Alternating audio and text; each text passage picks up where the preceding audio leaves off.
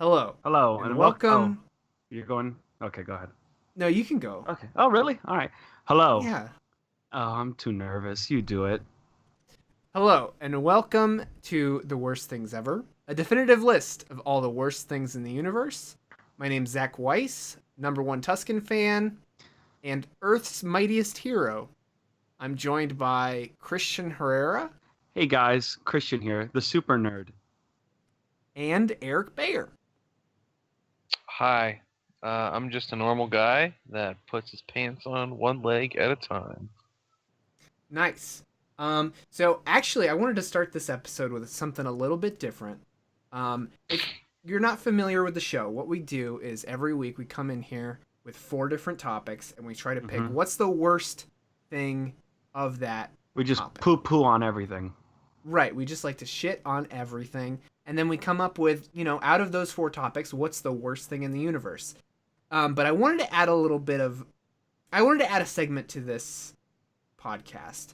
Hmm. And I'm not sure what to call it. I just want it to be like, so maybe you guys can help me come up with something, but I want it to be an addendum or like a follow up to previous topics. And I wanted to start off because I thought of this because there was something I tried the last week that I feel like deserves a mention. New things have come to light, and I feel Uh-oh. like I have to bring them up. This is the first time hearing about this. Um, so I tried the cherry cola Oreos. No, I Oh. knew you were gonna try these nasty pop rock Oreos.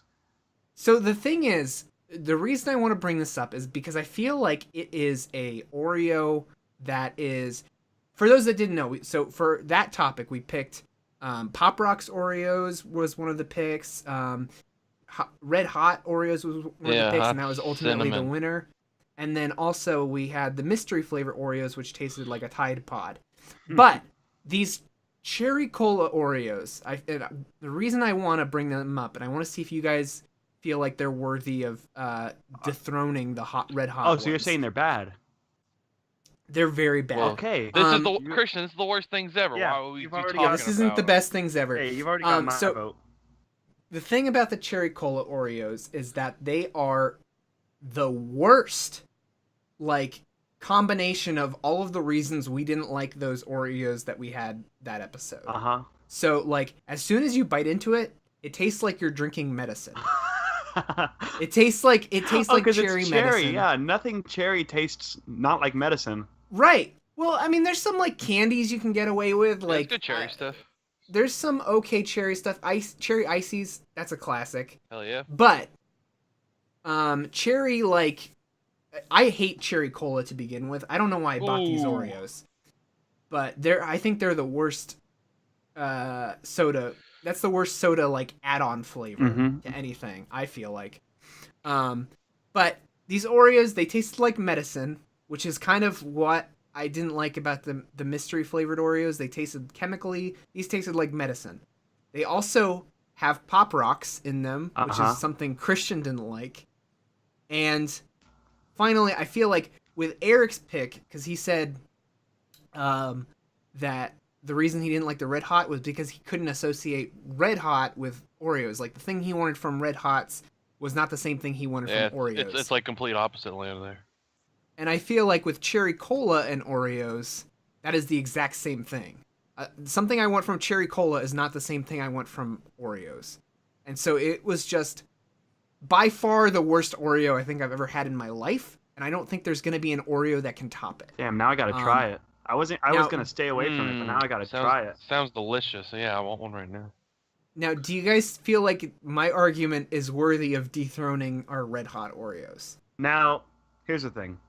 When the 4th of July ones came out, I was like, oh, this is interesting. Like, Pop Rocks looks nasty, but whatever, I'll try it. And it was nasty. This time I was walking down the grocery aisle. They got the 3 new ones. Yeah. The Pina Colada, the Kettle Yeah. Corn, and the Cherry Coke. There wasn't 1 second that I thought I would ever try those Cherry Coke ones. That looked like the last thing I want to try. And they're on the chocolate cookie, which just adds to the confusion. Like, why? I mean, I guess the golden Oreo. I don't wouldn't think be the much golden better. one would taste good either. It wouldn't be much better, but like there's no place for chocolate in this equation. Not that it would taste better either way, but you know It what? should have been like a cherry cookie or something. Like that's the only way I can imagine You're asking for salvaging too that much. cookie. You're asking too much I from guess. who is it? Nabisco? Yes. I don't know. I'm gonna Please let you. sponsor I'm us, gonna allow you. Nabisco. Yeah, go ahead and sponsor this. I'm gonna allow the dethroning of Red Hot.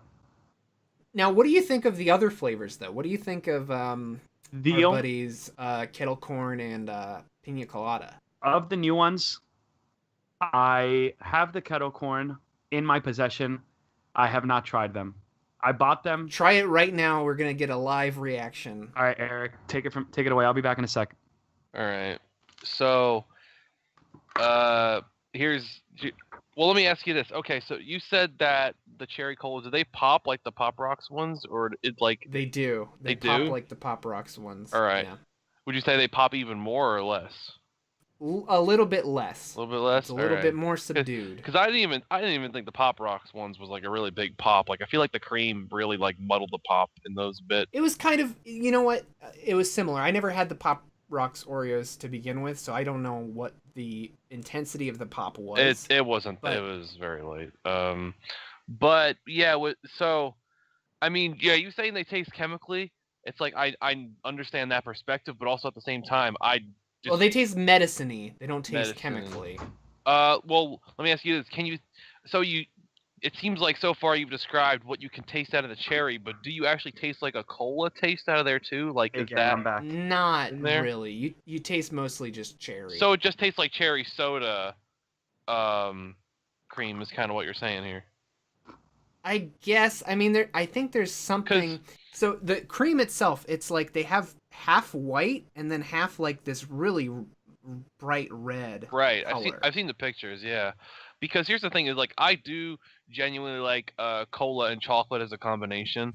I sometimes at the ice cream place I used to go to, obviously root beer float is a classic. But if I wanted a float and I didn't want root beer float, I would often sometimes literally just get like chocolate ice cream and Coca-Cola, and like that meshed well perfectly. So if it was a cola flavor in there mixed with the chocolate cookie, I could have seen that being pretty good. But the fact that you're literally telling me is just basically weird cherry cream with a chocolate cookie is what makes me a little hesitant now to stick up for them. Yeah, I just didn't ever get a note of note. I didn't ever get a sensation that I was eating a cola cookie. Yeah. I always got the sensation that it tasted like medicine. So. Okay, because because I never, because a lot of your problems seem to also kind of stem from what your problems were with the mystery Oreos, and I didn't have a problem with those, but it seems like this is even more intense because those were ultimately like Fruity Pebble flavor, but Fruity Pebble is kind of just its own weird thing mixed with this cookie. But this is a more concentrated version. It's basically just cherry with chocolate, and that does sound a little bit more off-brand to me, I think. And if it was just cherry, that wouldn't be too bad. But they do try to mix it with something. It doesn't taste like cola. Doesn't taste they like try to cola. mix it with something. Okay. Well, I'll tell you what. Since we're doing this addendum bit now, I'll let you have it. But there might come a point in the future where I try these myself, and I might want to go back to this addendum. And Hey, you know what? Yeah. You can, if you're gonna let me have it, that's great. But you can come back yeah, next week or whenever and bring up your own counter argument. yeah. Oh, Whenever wow. I try them, I might, like dig up this addendum bit and be like, "Hey, I finally tried those Oreos, and let's dig up this like 3-month-old conversation or whatever the hell it is." Sure. Yeah. Yeah. So All right, boys. for now, you get it. It's time for a new segment called Oreo or Oh No with Christian. Hello, my name is Christian, and I am an Oreo boy. Oreo or oh no. So you're gonna play a song here. That's the Seinfeld. Yeah, that's theme. fine. That'll work. Okay, so I popped open the kettle cooked Oreos, and really quick, my 30-second review. Smells like Yankee Candle. Already off to a bad start, but It tastes actually pretty good. It's got like a buttery, Yeah. and like they actually put pieces of kettle popcorn in the cream. That sounds strange. It's legit though, because I picked out a piece just to be like, is this like a artificial something? But no, it tastes like real popcorn. It's fine. I don't know how many of those I can down because it's a pretty strong flavor, and I'm not crazy about the fact that most of the special wacky ones are double stuffed. But I can see myself eating a few more of those. And Nice. that was Yeah, Oreo or oh no. Oreo or oh no. Oh no. Oh no. Oh no. I'll give that you know. an Oreo. Okay, great. The kettle corn ones, I don't feel like hearing that does not sound bad to me. I feel like they don't off-put me the way that cherry cola immediately off-puts me. But Yeah, I don't know. I wasn't gonna try those, but maybe I have to now. Yeah, maybe. So let's get right into the first topic. So the first topic this week, Mm-hmm. Infinity War, it's been out for a couple weeks now. No I've seen it, spoilers. but no No spoilers. spoilers. I'm not gonna spoil shit. But it got me thinking. What do you guys think is the worst MCU movie? I can start if you guys want. Yeah. Yeah, you always I'd love start. that. So the criteria I feel like you need to have when you're judging these MCU movies is like, what is the value of this movie, and does it change anything in the world at all? Yeah, because that's what the whole point of the movies is like the world. It's like that's kind of the shtick there. So Yeah, exactly. And I feel like the one that just like came out like a fucking fart, like nothing happened in the entire movie. The worst offender of that to me has got to be Avengers: Age of Ultron. oh okay. Oh yeah. Uh-huh. Because I feel like that movie, first of all, I feel like Civil War is a better Avengers 2 than Age of Ultron is. I feel like there's so much more character development that happens at the end of Civil War. Like the characters are fighting, then they split up at the end. And Age of Ultron, like you get introduced to these two new characters, but they're kind of both shitty. I don't know. Yeah, well, really you, only you have Quicksilver who dies, he gets shot, but you don't even give a shit about that character. It's not like an important character died, Right. But Uh-huh. you look at like the first Avengers, Agent Coulson dies, you fight Loki, there's like that whole big battle in New York, and then Avengers Thanos. 2 is just like, well, yeah, Infinity War, they fight No, I'm Thanos, saying even in the first spoiler alert. Avengers, there's a lot of talk. Yeah, that sure, but fucking Infinity War, they're just fighting in Sokovia, which is a made-up fucking country, and nothing of importance I feel like happens at all. There's a quick cameo from a guy from Black Panther. Which one? I don't even that's remember. It's Andy. Andy Serkis's character. Wait, Andy Serkis's character's in Age of Ultron? He sure is. I Yeah. thought you were gonna say Martin Freeman's. I don't think he is. I think He's he in one shows of up them. in Civil War. Civil War. Yeah. Okay, I don't even remember Yeah. Andy Serkis in Age of Ultron, huh? Yeah, he sucks. That's why. I think Ultron. I haven't seen the movie in a while, but I think Ultron does some shit that he's like trying to get some of the Wakandan metal or something to build himself a better suit. Uh-huh. I don't know. I should say before I go any further, I'm not the biggest Marvel movie fan. Right. That's one of the reasons I didn't want to do like a whole, episode about the MCU. I just don't give a shit that much. But, I've enjoyed them more recently. I think the last few movies have been pretty good, Yeah. pretty solid. But there's, if I forget one of these movies, it makes me dislike it a lot more. So I forget a lot of Age of Ultron. That movie just kind of, I don't even think about it when I think about Marvel movies. That's the one I think about the least. So, I don't know. What do you guys think? I agree. I- No, I agree, but that's not my choice. Go ahead, Eric. I was gonna say, I do think that movie isn't perfect. I think it definitely does have a couple dry patches, but there's a lot like in that movie. Like when I was going down the list of MCU movies for this topic, I looked at that movie and I was very conflicted because it was definitely like there are points of it where it's like, man, the first Avengers, I think, did a lot better stuff with just the core concept of what that movie was supposed to do than Ultron did. But there's still a lot of stuff in Ultron I really like. Like I do like the Scarlet Witch and Quicksilver stuff. It is a little weird that Quicksilver dies pretty quickly. No pun intended, actually. That was literally no pun intended at all. But I think it's weird then, but after seeing a couple movies in now, like that's sort of almost like it gives the Scarlet Witch more of a character, considering she kind of had that big moment. It's sort of like Quicksilver was sacrificed in order for making Scarlet Witch more interesting. Which there's plenty of other stories where a main character is set up to be main character and then dies pretty quickly that I'm also a fan of. So I don't really know that, but I kind of disagree with that just because I feel like Scarlet Witch. I like Scarlet Witch in these new movies because they give her something to do with Vision and stuff and whatever. That stuff's kind of neat. But she never brings up her brother like again. Yeah. In any of these movies, and also she totally drops her like Russian accent. So now I thought I was in the latest only one. movie. In the latest movie, she doesn't have an accent at all. It's just Elizabeth Olsen. So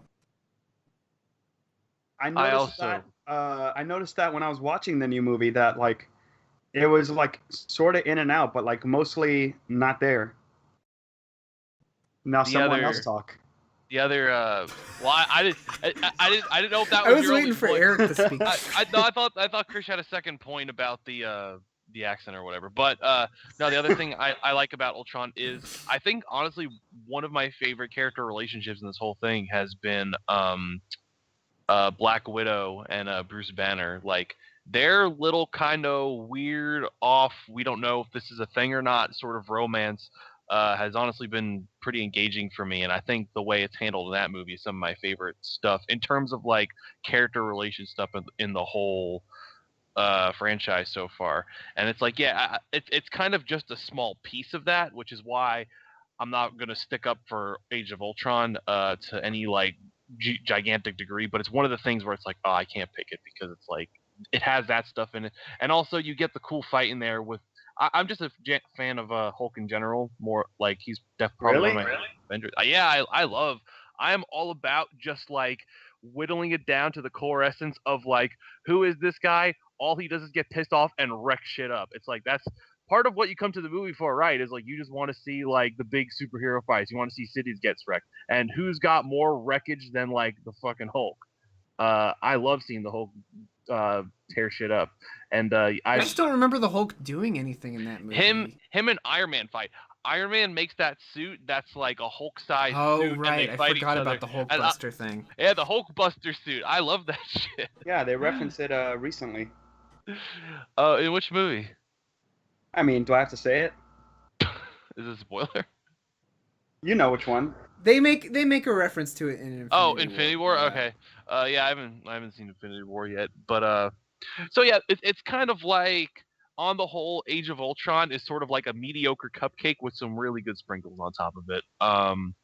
So it's definitely one where it's like I don't really agree. I think it has enough merits for me to stick up for it. But if it's something that you and Christian feel equally is like, yeah, that movie fucking sucked, I wouldn't fight against it.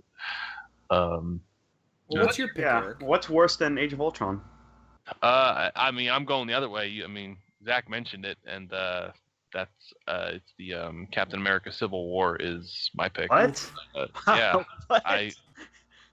I think so. Often for these topics, I pick things where it's like, hey, this movie had really good stuff in it, but then it disappointed me at this part.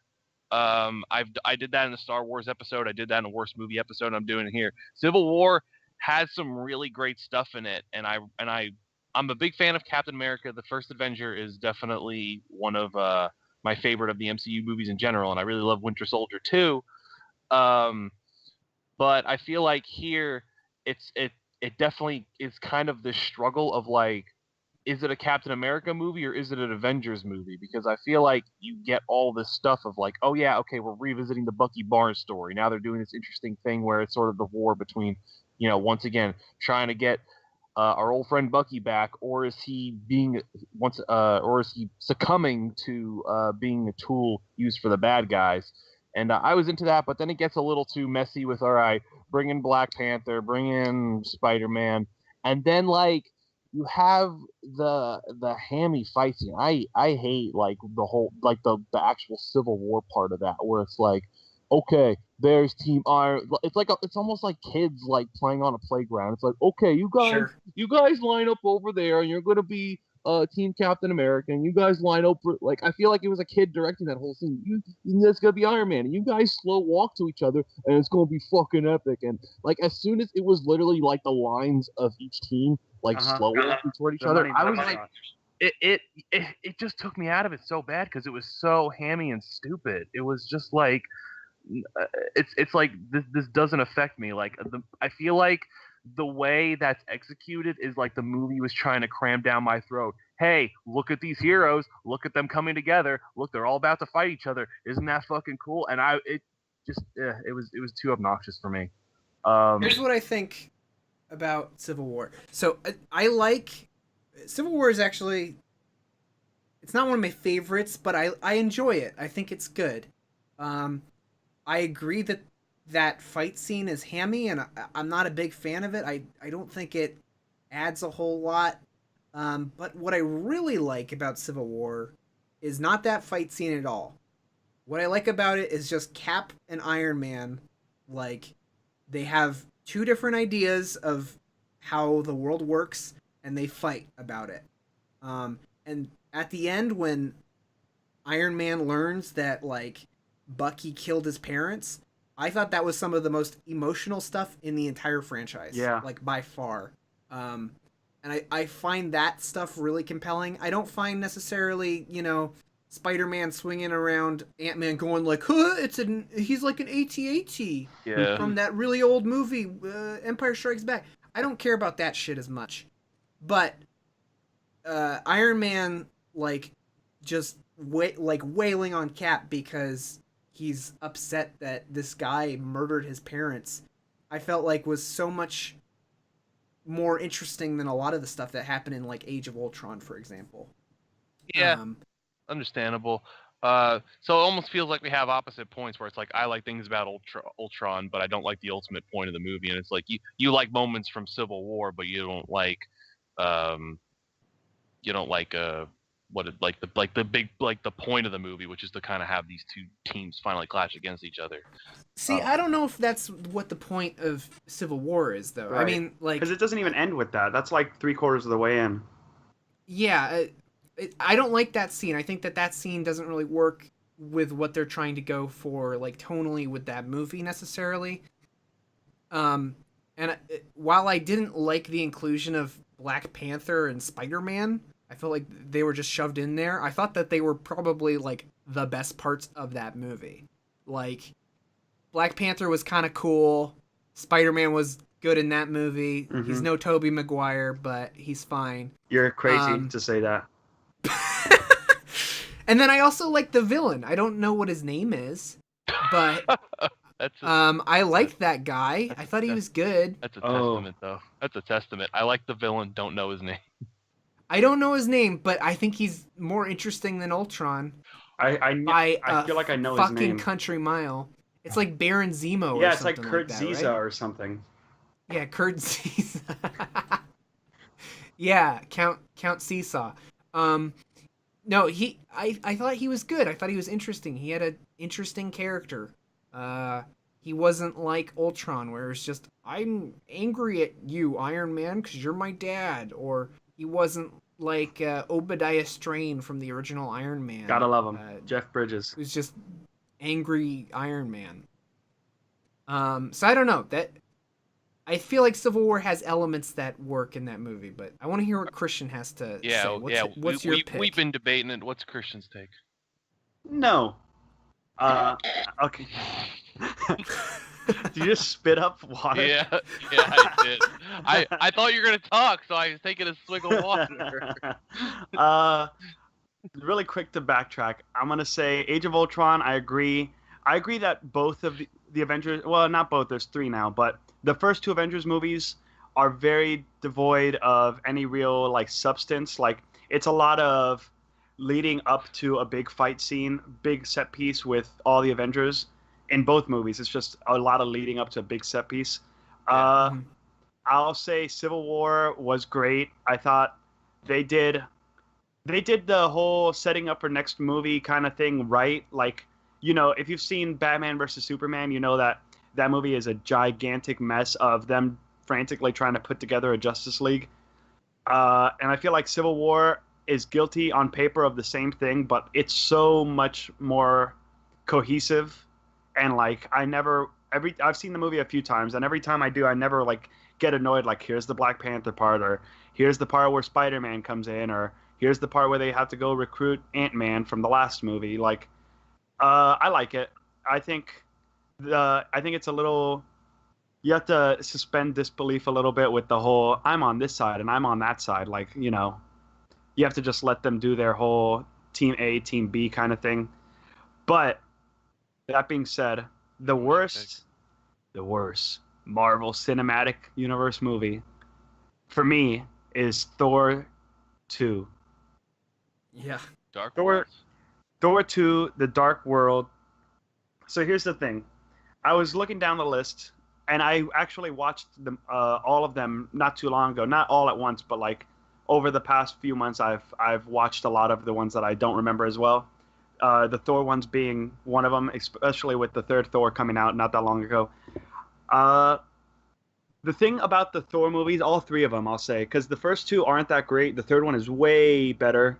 Just It's like one of my favorite Marvel movies, actually. it's not even a competition. Just everything about the third one compared to the first two is like night and day. But the third one is guilty, just like the first two, Zach, where you're having like a fun time. I don't think it is, Christian. Well, you know what? You're about to be schooled, man. Right. The third one is guilty of what I hate about the first two is that they are having fun on this trash planet. It's all colorful and vibrant, and Jeff Goldblum's there, and they're doing improv, and you know the Ruffalo guy is doing his like, "Ooh, I'm nervous" kind of act. Hard cut to they're in Asgard. His sister's taking over the place. We got the doctor from the new Star Trek movies. I forgot his name. And it's just a drag. Keith Urban, is that his name? Is it Carl Urban? Is that Carl Urban? Keith Urban. No, Keith Urban is a country singer. Yeah. So Keith Urban is there, and his brother. Keith Urban's brother, Carl, and it's just like every like 20 minutes in the third Thor movie, it would just hard cut to okay, now she's taking over Asgard. Okay, now she's got all the civilians, and that's just all of the second Thor movie. The first one's guilty of it too, but the first one you've got that fish out of water, like, good, another, and then he slams the mug on the floor. Classic bit. See, Love that bit. I don't like the fish out of water stuff in Eric, one. I think that's you're wrong. If you didn't like it, you could have picked that one. I I feel like that was a lot of Captain sitcom. America and Thor, though. Captain America has the same jokes. Hey, I'm from Nazi time. Wait, you mean the first Captain America? No, the second one more. I felt like it had more of the fish out of the water. Oh, I mean, I like that one, but I'm not fighting for it. Yeah, no, I like that one too. I'm not bringing that up. I just feel like, if you're bringing up the fish out of the water thing, I just want to say that but Captain America kind of retreads that. It does. I agree, but I feel like Thor is just such like a very like character where he doesn't act like very human in any way. Like he acts like Thor, I'm a god, like Christian said, oh, I love this drink more. Where Captain America at least acts human, and it's just once in a while like something Just at a time. Yeah. It feels a little bit more organic to me, I think, the fish out of water stuff. Where Thor, like I said, it definitely feels more like sketch comedy type stuff, where it's like there's okay, we get it. Right now, I think Thor from Thor Ragnarok and now with Infinity War, I think Thor is actually my favorite Avenger, which is really weird. And that's not a But, crazy thing to say now. I mean, it would have been crazy to say 5 years ago, but it would have been crazy to say like the minute before Thor Ragnarok. yeah. But now he's like my favorite. But yeah, Thor, I felt like the first two movies, there was absolutely zero going on there. I didn't care at all. Thor 2 was definitely up there as one of my top contenders, along with Iron Man 2, but I felt like Iron Man 2 was before all of these movies fatigue really set in. Yeah. And I felt like it's a little bit more grounded than a lot Iron of Man these 2 felt a movies lot are now. When I saw Iron Man 2, I was like, oh, this is just like Spider-Man 2, like all those like second movies, like different bad guy, same old Iron Man, you know, stuff like that. Like I was not upset about it, but like it seemed like just another issue of Iron Man. Like it didn't feel like it needed to progress anything really. But Sure. But yeah, like nowadays, if that kind of movie came out, it would be like, does this movie exist? Like who's the next character that you're going to introduce in the middle of this movie? But to wrap up my point, Thor 2, stinky. No, what you were saying about how there's no like character progression or why does this movie exist is exactly the way I feel about Thor 2. Like I feel like you could have gone Thor directly into Thor Ragnarok and that would have been totally okay. Like, you know, I introduce that character a little bit, show Thor Ragnarok, and there you go. I went and I've seen Infinity War one time, but when I went and Only saw it, once? What the fuck is wrong? I with know. I wanted to see. Jeez. Well, Movie Pass doesn't allow Movie Pass repeat won't viewings. allow it, and I ain't paying $12 to see it again. But I'll Wow. I'll sneak into it once it all dies down. I'll go and I'll buy a bad boy. ticket for Good Samaritan and be a bad Samaritan. But yeah, like where was I going with this? Oh yeah, in the I don't know. I guess it's a spoiler, and it's something that happens in the fuck. first like 2 minutes of the movie. All right, whatever. That's fine. Spoilers for the next 10 seconds. Idris Elba is in it. That's all I gotta say. Ooh. It's not really a spoiler. And everyone that I was with was like, who is that? He's a main character in the second Thor movie. And that's it. Yeah. See, right. I don't even remember what he does in the second he's Thor not movie. third one for a minute. He's the guardian between worlds and stuff. I remember him from that. the first movie. I just don't remember what he does in the second movie. And he's in the third one too for like Yeah. a couple minutes. He's fine in that. I enjoyed him in that. And in the first one I liked him. I don't remember what he does in the second movie. Actually, I don't remember the second movie much at all. You know what though? I didn't see that movie in theaters. I saw that like maybe I want to say like 5 months ago or something, before Thor Ragnarok. So not more than 5 months ago. Like 8 months ago now. I saw Thor: The Dark World because I wanted to see Ragnarok. Right. Because I like Taika Waititi. Waititi. I hope I'm saying his name correctly. Screw him. But no, anyways, I like him, so I was super interested in Thor Ragnarok. So I watched The Dark World, and I honestly, like, if you gave me a quiz about that movie, about what happens in that movie, I would absolutely like get a 0%. Mm-hmm. I can't tell you a fucking single thing about that movie. Even if it was multiple choice? Probably. I honestly don't know anything about that movie. I know that Natalie Portman's in it, and they fight Christopher Eccleston, who's in The Leftovers. Name another. Here's a pop quiz. Name another Earth human character that's in that movie. Natalie Portman's sister, Kat Dennings. Kat Dennings. I would have accepted Bill Skarsgård. He's in that. Okay. I mean, I'm totally willing to say Thor: The Dark World because I don't remember it at all, and I feel like that's also a popular choice. Like, I don't feel like anybody is ever gonna think Thor: The Dark World is their favorite Marvel movie or whatever. Yeah, it's not mine. But I did like it more than the first Thor, and I will say, I saw it years ago, so I think my memory is lacking on it is probably a little bit more understandable. But what I did like about that movie a lot was just actually fleshing out the outer world of like all the big gods and stuff that Thor has to do with. Like I remember there was parts of that movie where they were jumping around planets, and I would be like, it is so fucking cool that we're finally getting a movie that actually shows us what the hell exists beyond Earth, because clearly there's things that exist beyond the planet Earth in this world, or otherwise how the hell do all these crazy superheroes and villains exist? Like they're clearly like from some other place that isn't Earth. Right. A lot of them. So that was kind of the thing. It felt like more like world exploration than story for me, and that's really what I dug out of it in the second Thor.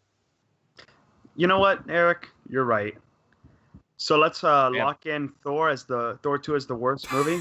Damn it.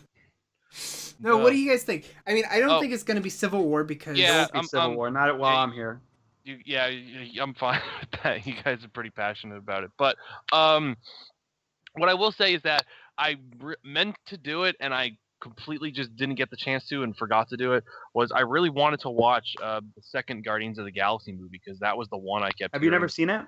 No, I haven't. I haven't. I'd be interested to hear what you say, because it's been pretty split on that one. It's weird. So I've seen that movie twice now. The first time I saw it, immediately after leaving the theater, I thought, oh, that's the worst Marvel movie. But when I saw it the second time, I actually really enjoyed it. Too much Baby Groot? I don't know. I mean, the Baby Groot thing is definitely a problem with that movie. The problem with Baby Groot? Yeah, that's my favorite indie film. No, but I feel like the second movie is sort of like, it's about Peter Quill kind of learning how to grow up. I feel like I didn't quite get that message the first time. In the second movie? Yeah, I don't feel like I saw that the first time I saw that movie, and I'm not in love with that movie. I think it's just kind of okay or whatever, but I also kind of don't understand the hate behind it, because I didn't like it when I first saw it, but the second time I saw it, I enjoyed it. So you temporarily understood it? Temporarily I understood it, but after giving it another watch, I enjoyed it more. Yeah. I thought it was pretty solid. Yeah, that was one I was meaning to watch before we did this. I'm definitely behind on a couple of them, but I think the other ones that I haven't seen yet are ones that everyone keeps saying are so good that I didn't feel like, oh man, I should see these because I might pick one of these. I didn't think. I would say that I think every Marvel movie that's come out the past like 2 or 3 years is better as in a whole as better than any of the other movies that have come out. Yeah. Yeah. So I might do an addendum with Guardians if I see and I think it is really, really bad. But until then, yeah, I think it really just comes down to either Ultron or Dark Worlds. And I mean, that's your guys' pick. So how do you feel about it? Well, I mean, Eric, you can be the deciding factor because, like, I think both Christian and I feel kind of whatever on both of those movies. One of you didn't really convince the other of their choice over the other one or whatever? Honestly, Age of Ultron was my number 2 choice, but if you sat me down and said, here, pick one of these movies, you're going to watch one of them, I would definitely watch Age of Ultron again, because I feel like there's more there. Here's my final argument. Here's my final argument for why I think Age of Ultron is bad. It's just because I feel like Age of Ultron is supposed to be an Avengers movie. Like, I feel like the Avengers movies should be more than, like, they should be the top tier of all of those Marvel movies. Yeah. Whereas Thor, I feel like going into Thor 2, just because I saw Thor, I had no expectation of that movie being great, you know? Right. And with Avengers, you know, it comes with the expectation that the second movie is going to be so much better. And I feel like Avengers 2, because it didn't, you know, it had that built-in expectation of quality. Because Avengers, I think the first one, you know, maybe not my favorite movie ever, but I think it's an achievement, certainly. I don't feel like the same can be said about Age of Ultron. Okay. Yeah, I think where I stand with it is that, like I said, I think Age of Ultron for me was a very mediocre cupcake with some really good sprinkles on it, but Dark World was a movie that had a very forgettable story, but I dug the hell out of the world exploration, and for me, I think that world exploration outweighed just those couple of merits in Ultron. So I think I would be also willing to side Ultron on that. I think Okay. the Ultrons have it. Okay, lock in Ultron. You and your fucking Pinocchio song can go to hell. I was thinking that just now. I was thinking about the Pinocchio song from the trailer. Is that in the movie? That. I don't even remember. I think it is. Yeah. I remember it in the trailer. I think it is. I think he says that as he walks out, and he's a broken robot. Also, I feel like that character could have been so much more interesting, and that character kind of sucked. Like, I would be down to see this robot AI go rogue, and I think that's an interesting concept.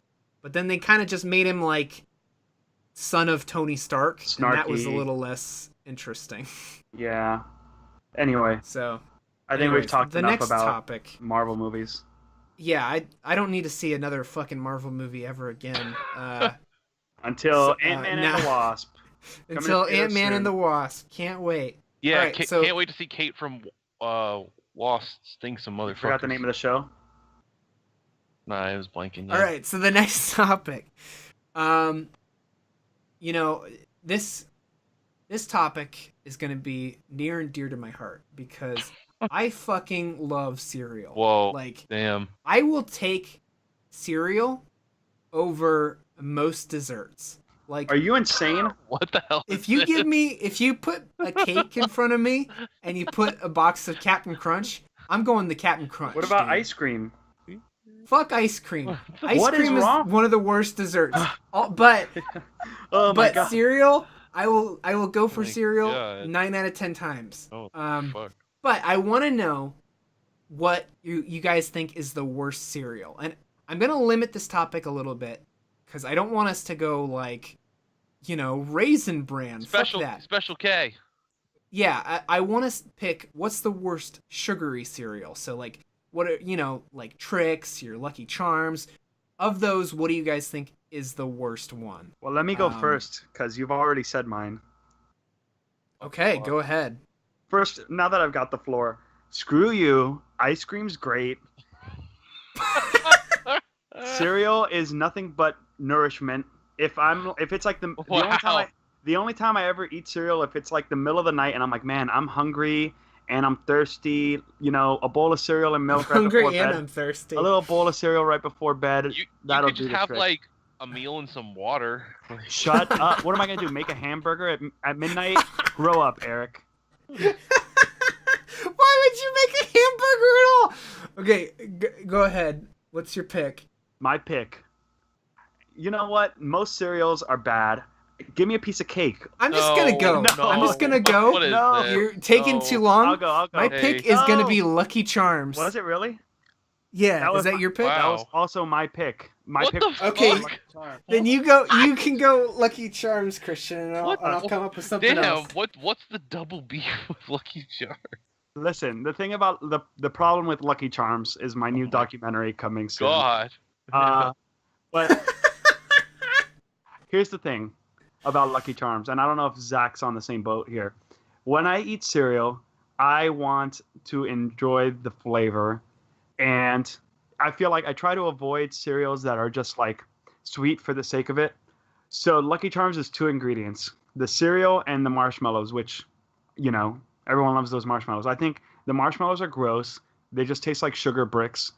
And the cereal itself is gross. It tastes like nothing. It tastes like off-brand Cheerios. It tastes like cat food. It looks like cat food. It looks like It Yumix. looks and tastes like cat food. It's like off-brand Cheerios. And then they went and tried to make here's the one with extra marshmallows, or here's one that's like all marshmallows. No, I don't like the marshmallows. I don't like the cereal.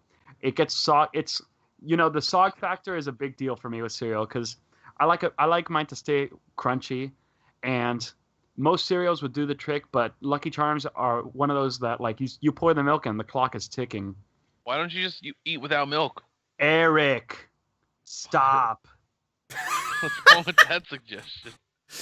Here's my thing about Lucky Charms is that you're right. The cat food element of Lucky Charms Oh my gets God. super soggy super quick.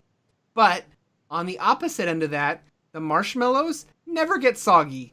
They are like hard as fuck. Yeah, it's And- like someone threw a bunch of little grandma candies in your cereal that got soggy. Fuck. And when you crunch Jesus down on them, it like Christ. sends shivers up my spine just because it's just I can't deal with it.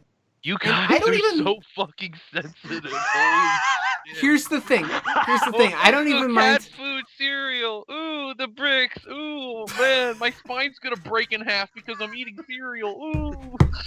God. Shut the fuck up. I like marshmallows and cereal. Like Count Chocula, my favorite cereal by far. Okay, we can agree on something. Count Chocula's pretty good. Count Chocula fucking rules. Boo Berry, I'm about it. Frankenberry, I'm about it. Oh my god. But I feel like they are what Lucky Charms should be. Because Lucky Charms shouldn't be this like bland ass fucking cat food cereal. It should be like chocolatey or There is a chocolatey one. Have you fruity. had chocolate Lucky Charms? Well, I'm not arguing chocolate Lucky Charms, Eric. I'm arguing base fucking Lucky Charms, Eric. No, I'm asking for my own curiosity. I think I've tried them. I don't like them as much as Count Chocula. Yeah, I didn't know. Because again, they still look like cat food. Wait, so and how do you can't get feel away about from that. marshmallow consistency with those Halloween cereals? For some reason, it doesn't bother me as much. I think it's because the actual cereal part of it, that's not the marshmallows, stays crunchy longer. So the crunch factor between the marshmallows and the actual cereal is not as much of a difference with the Lucky Charms, because the Lucky Charms, like I said, soggy super quick. Then the marshmallows hard as a fucking rock. The crunch factor is almost as important as anything on a cereal. Yeah, that's true. So are you going with that? Are we doubling down on Lucky Charms? I mean, I just want to hear what Eric has to say, and I want to see if I can bring something up. Lucky Charms is not my favorite nor least favorite. I like Lucky Charms. Like if we have a box, because Lucky Charms is actually my younger sister's favorite cereal. So we often had Lucky Charms a lot growing up as a kid, and even occasionally we'll have a box in the house. And yeah, if they're around, I'll eat them. I think they're cool, but they're definitely not like my favorite cereal of all time or anything. Sounds like they are. But with I think they're one of the most classic. I will say they're like an extremely classic cereal. Probably they are classic. Much growing up, but my pick was gonna be Golden Crisp actually. Golden Crisp. Because Golden Crisp. Because here's the thing: is that one of my favorite cereals is Honey Smacks, formerly known as Sugar Smacks. Because I was gonna say Golden Crisps are sort of like Honey Smacks. No, they are like way more awful Honey Smacks. I actually was looking this up just a few hours before the podcast out of my own curiosity, and I found out that Golden Crisp is basically like the healthy equivalent of Honey Smacks. Like it's very basic ingredient cereal. Like there's only 6 ingredients in there. There's not like a ton of the sugary high fructose corn syrup stuff. It is like a very baseline cereal. But I feel like just the consistency of it is so like gross. Like it feels like you're eating oats. It feels like you're eating dry oatmeal when you like chew up a bite of Golden Crisp. And it just doesn't it doesn't taste that good at all. It tastes like extremely super duper plain. I feel it feels like, not to say I'm 100% against slightly healthier versions of like already good things, but that's one. Yeah, you just hate health. You just hate our children being healthy, Eric. What's the fuck's the matter with you? Like if you want Honey Smacks, eat Honey Smacks. Like this crap, you might as well eat something else if you're gonna stoop a level down from Honey Smacks. Eat something else. Don't eat this garbage, because this doesn't taste anything like Honey Smacks, and it is like the worst. Like it's basically, I feel like Golden Crisp is what you would give to a kid to try to like trick them out of like eating Honey Smacks all the time. It's like, oh, Timmy's been eating Honey Smacks every day for like 2 weeks. We can't get him off of him and eat anything else. All right, so let's just quietly replace the Honey Smacks with Golden Crisp. And if he bitches about the taste or whatever, we'll tell him it's the same cereal until he just stops wanting to eat it. I feel like that's like the entire point of Golden. And yeah, it's just like, yeah, if you're gonna stoop down from Honey Smacks and like in terms of health factor, you're like, oh, this is too sugary. Because I also found out that Honey Smacks literally is one of like the most sugariest cereals on the Right. market. It Like, was it's in the name.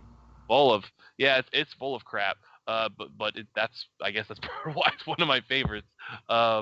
So with that said, yeah, I feel like just Golden Crisp doesn't have a point other than to feel like a knockoff that's meant to kind of trick you. And that's why I don't like Golden Crisp. The mascot is cool. I like that bear. Actually, Is it a bear? I thought it was like a frog. no, the frog. That's the Honey Smacks. Yeah, that's Honey Smack. Oh. Right, Golden right. Crisp is the bear. It also doesn't make sense because I feel like Post also makes some of my other favorite cereals too. Like I fucking love Fruity Pebbles, and they're Post too. But yeah, I don't know. They fucking screwed the pooch on Golden Crisp. Now, Here's what I want to ask you. Do we want to take in the value of cereal mascots at all into this debate? Because I don't think you need to. It's just I mean, I guess that could be another topic on its own, right? It could be worst cereal mascot. yeah, you could. We could do that. That might be good. I would say don't get too attached to mascots because, you know... Yeah, this topic's too childish for Chris. Well, No, I'm saying Cookie they're Crisp. constantly changing, constantly going away. Yeah, one of my favorite mascots was the Cookie Crisp like burglar dog. The little man with the he's mask. Yeah.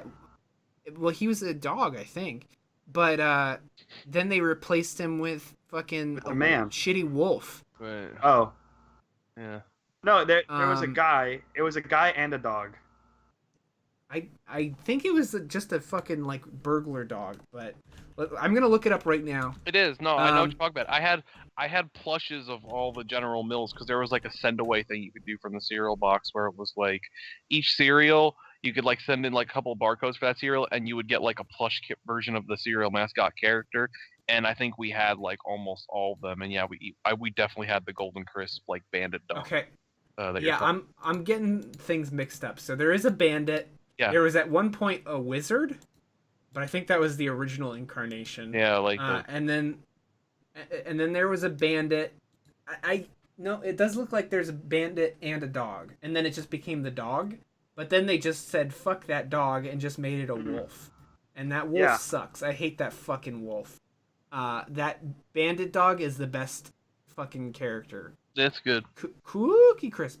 Anyways, I stop talking about mascots. I'll just bring up one more cereal because I feel like we got to balance it out. We just had two. Gotta picks. have a balanced breakfast. Yeah, all part of a balanced breakfast. My pick's gonna be Trix, and hear me out. I feel like Trix at one point was much better than it is now. Well, yeah, that's I not feel even like they've been screwing over the kids for the past however many years. Like Trix in the past, they used to be the shape of fruits. What an interesting and cool concept for a cereal. But now they're it's just puffs. fucking doggy kibble. It's just fucking kibble. Yeah. Isn't all cereal it just sucks. kibble? And then I also feel like the flavor is not as good on Trix now as they were back in the day. I feel like now there's not even that fruity sensation I used to get with Trix. With Trix, It might just be the shape, but that was one of those cereals that I could always count on as a kid for the crunch factor. Like they, not only the shape, but I feel like they were like slightly coated, so they stayed crunchy a lot longer. I feel like the new Trix are just plain old puffs that get soggy really fast. and they're not even good puffs. Like Oops All Berries. I love Captain Crunch. Oops All Berries. Ooh, awesome. I love Oops All Berries. Oops All Berries, I can get down with, but those puffs aren't shitty puffs like the Trix puffs. I think Trix puffs just awful, plain awful. I would still prefer to go Lucky Charms because I feel like there's more value in Trix than Lucky Charms, but I do want to say that Trix, they've been fucking over their customers, and that's maybe a reason why they're so bad. But Lucky Charms has stayed consistent. So is that fair to say? I think Lucky Charms it's insane to me how popular Lucky Charms is. I feel like all things That's definitely one considered. cereal that's never changed their formula. Like, yeah, Trix has changed. And when you mentioned Cookie Crisp is one that like I do occasionally revisit, and they've also definitely changed what they're doing with that over the years. But yeah, Lucky Charms has just been a constant. I love Cookie Crisp. Cookie Crisp is one of my favorites, but fuck that wolf. That wolf sucks. So let's pick one of these, you guys. What do you guys think? We got Trix, we got Lucky Charms, and we got Golden Crisp. Golden Graham. Wait. I don't hate Golden Crisp. I think it's fine. The problem with it is, if you eat it out of the box, it's the stickiest. You can't do that. You have to eat it with milk. Yeah, of course. And also, I feel like it has a very bitter taste to it, like a bitter aftertaste, and I don't like that. Golden Crisp? Yeah, Golden Crisp. Okay. Yeah, I now that you say that, yeah, I definitely do remember that, like, because Honey Smacks is just like, oh, fucking sweet. Like, there's no bitter aftertaste, but I do recall Golden Crisp also having a weird aftertaste. I don't feel as strongly about Golden Crisp as I do Lucky Charms. But Eric, what do you think? Out of the other two that you didn't pick, what do you think is worse? Wait, it's Golden Crisp, Lucky Charms, and what was the third one? Because you guys both Trix. picked. Oh, we're counting that. Yeah, we'll count it. You know what? I haven't had Trix in years. That's like a cereal we like in terms of like all the classic kid cereals. That's probably one of the most rare ones we ever had. We never bought fucking Trix. So I've had it a couple times, and it's okay. I think there's much better fruit cereals. Like I'm definitely a bigger fan of like Apple Jacks and Fruit Loops and Ooh, Apple Jacks. Ooh, Apple Jacks. Good Ooh. shit. Yeah, I'm telling Yeah.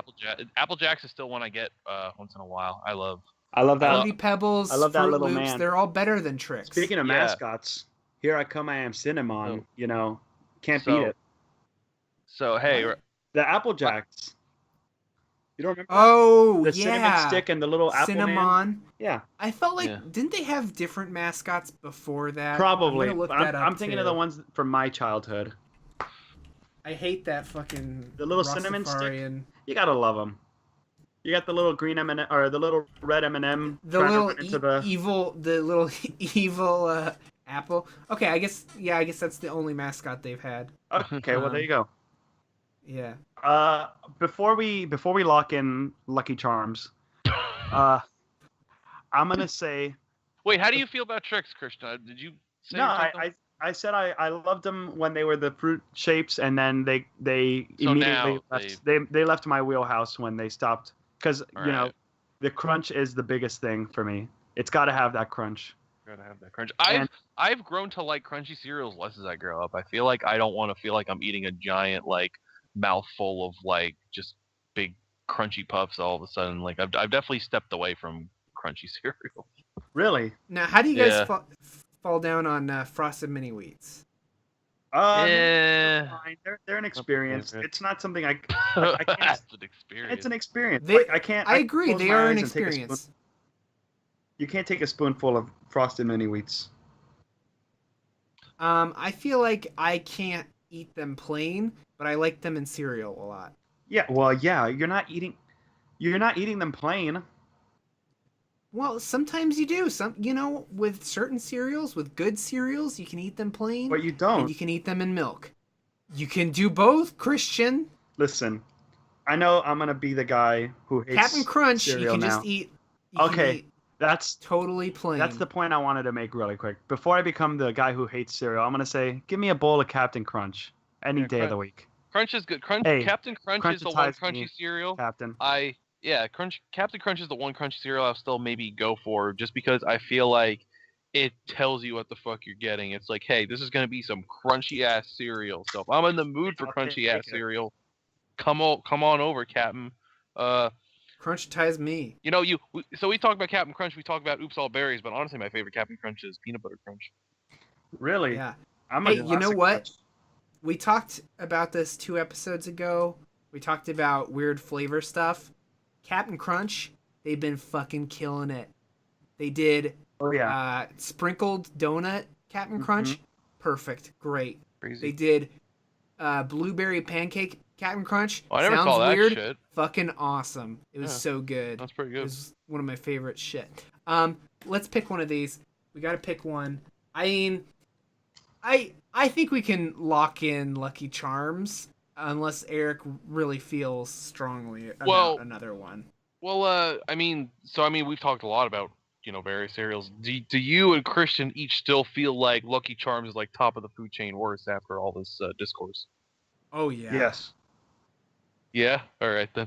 I mean, look, because I like Lucky Charms a lot, but again, it's not one of my favorites to the point where it's like, no, fuck both you guys. So, yeah, I'm willing to concede on it. As much as it saddens me, I'll concede on it.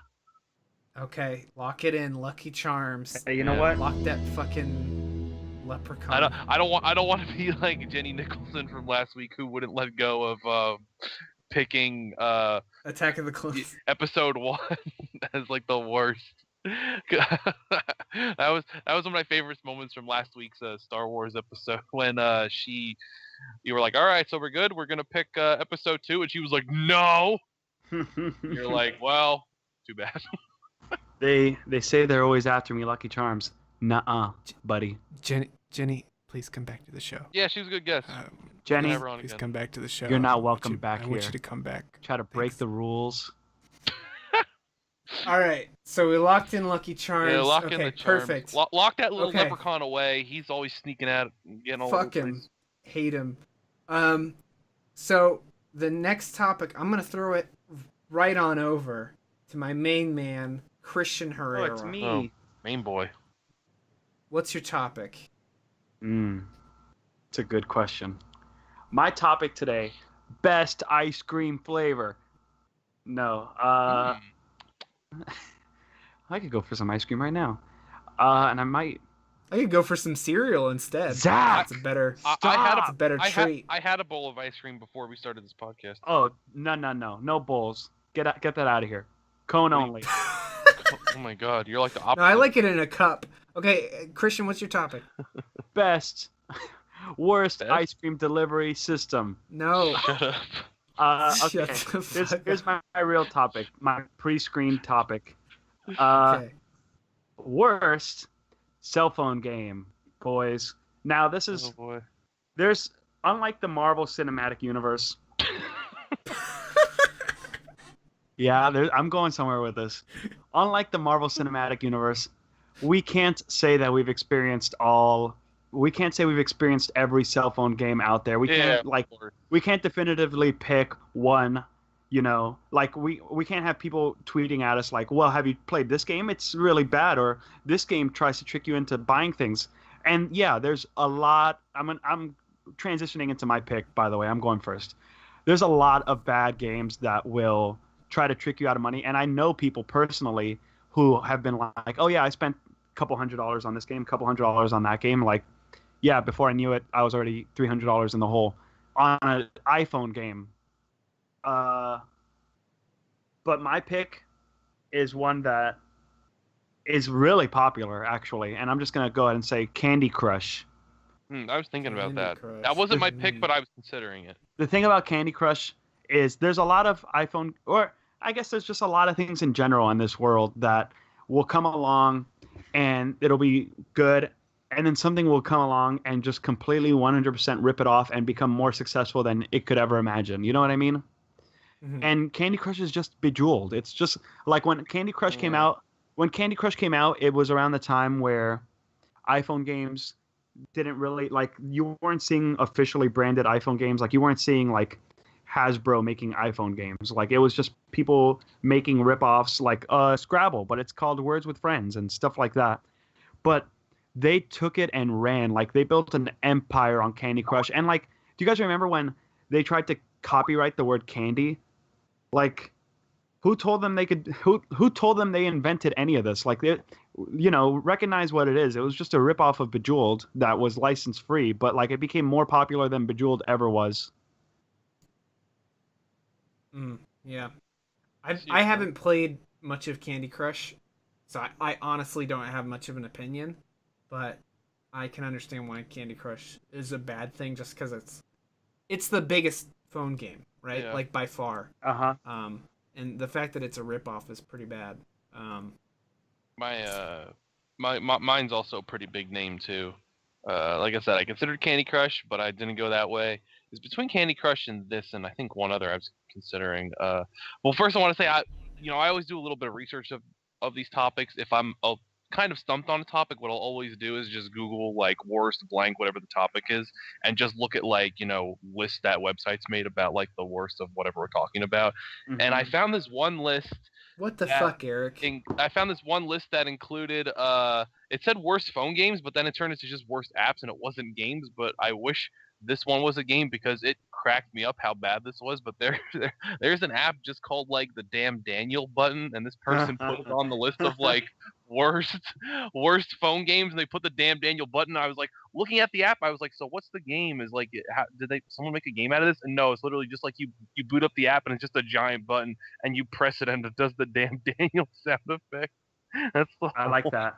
That's very 2006. I was gonna say, yeah, that reminds me of the classic smartphone apps of the old times. Like, do you guys remember when everyone had the shotgun app? What happened to that? Bring back the shotgun app. That's still around. I still have it. You still have it?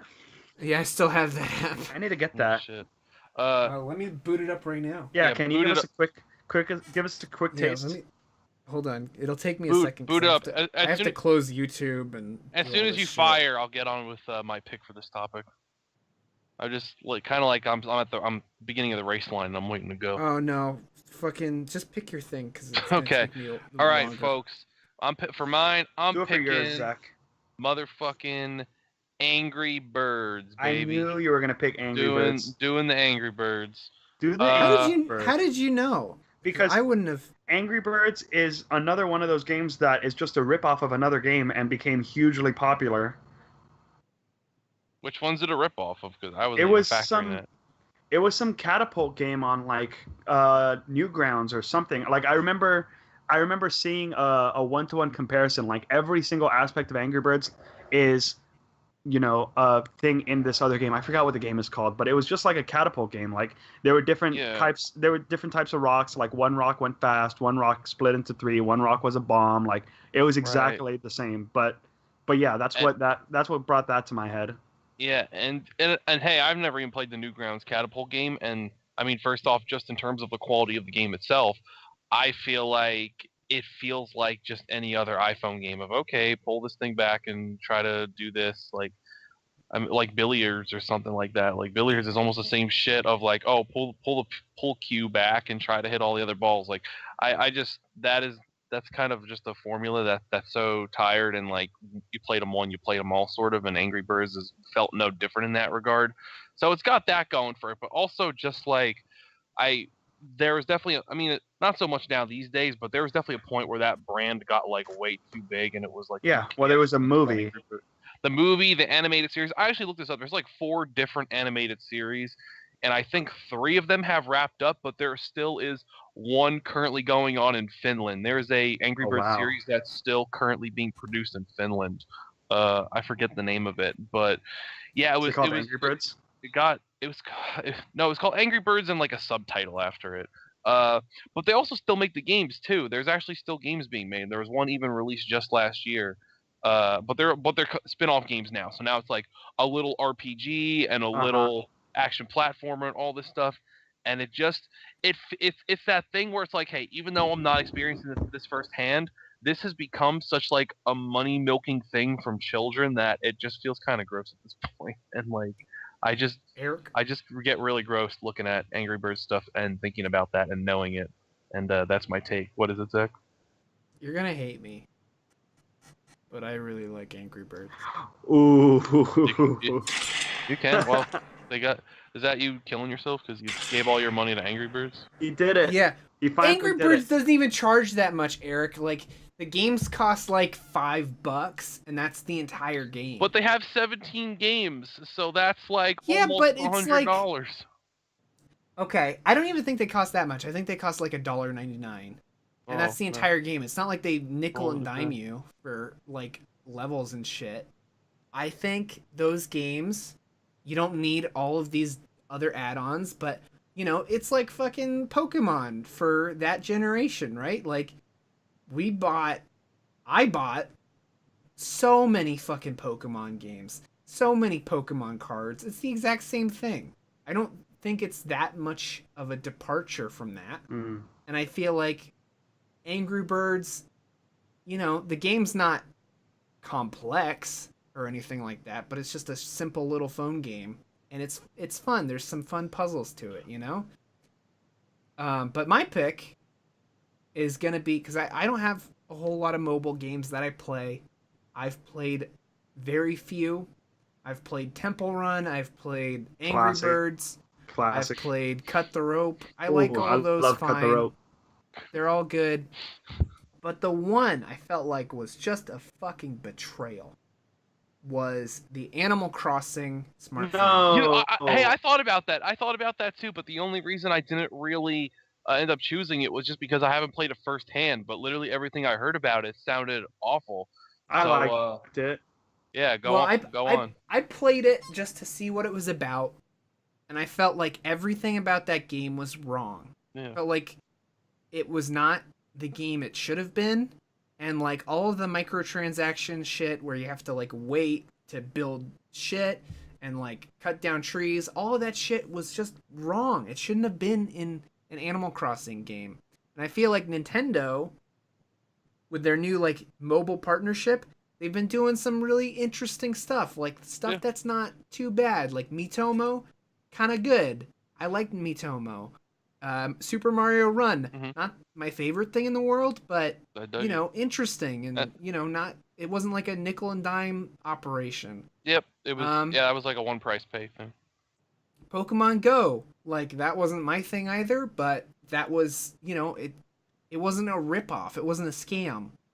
I definitely I feel like was Animal considering- Crossing. Hold on, I just want to say I was considering Pokemon Go a little bit, but like I couldn't pick it because I think that initial period where it came out was so cool, and just how it kind of like revolutionized like gaming in a new way, where it's like, oh, it's this game where you need to go out and do all these things, and it was creating all these people meeting up and mingling, and it was kind of almost working the way Nintendo wanted it to.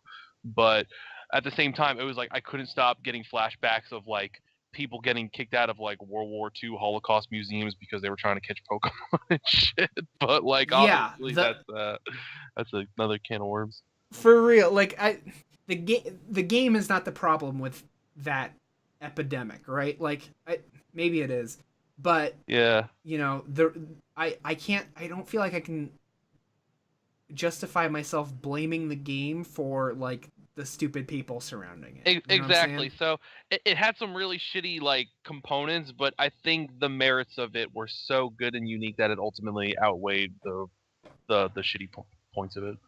I mean, I guess you could bring up something like Pokemon Go Fest, which was just a fucking disaster. Yeah.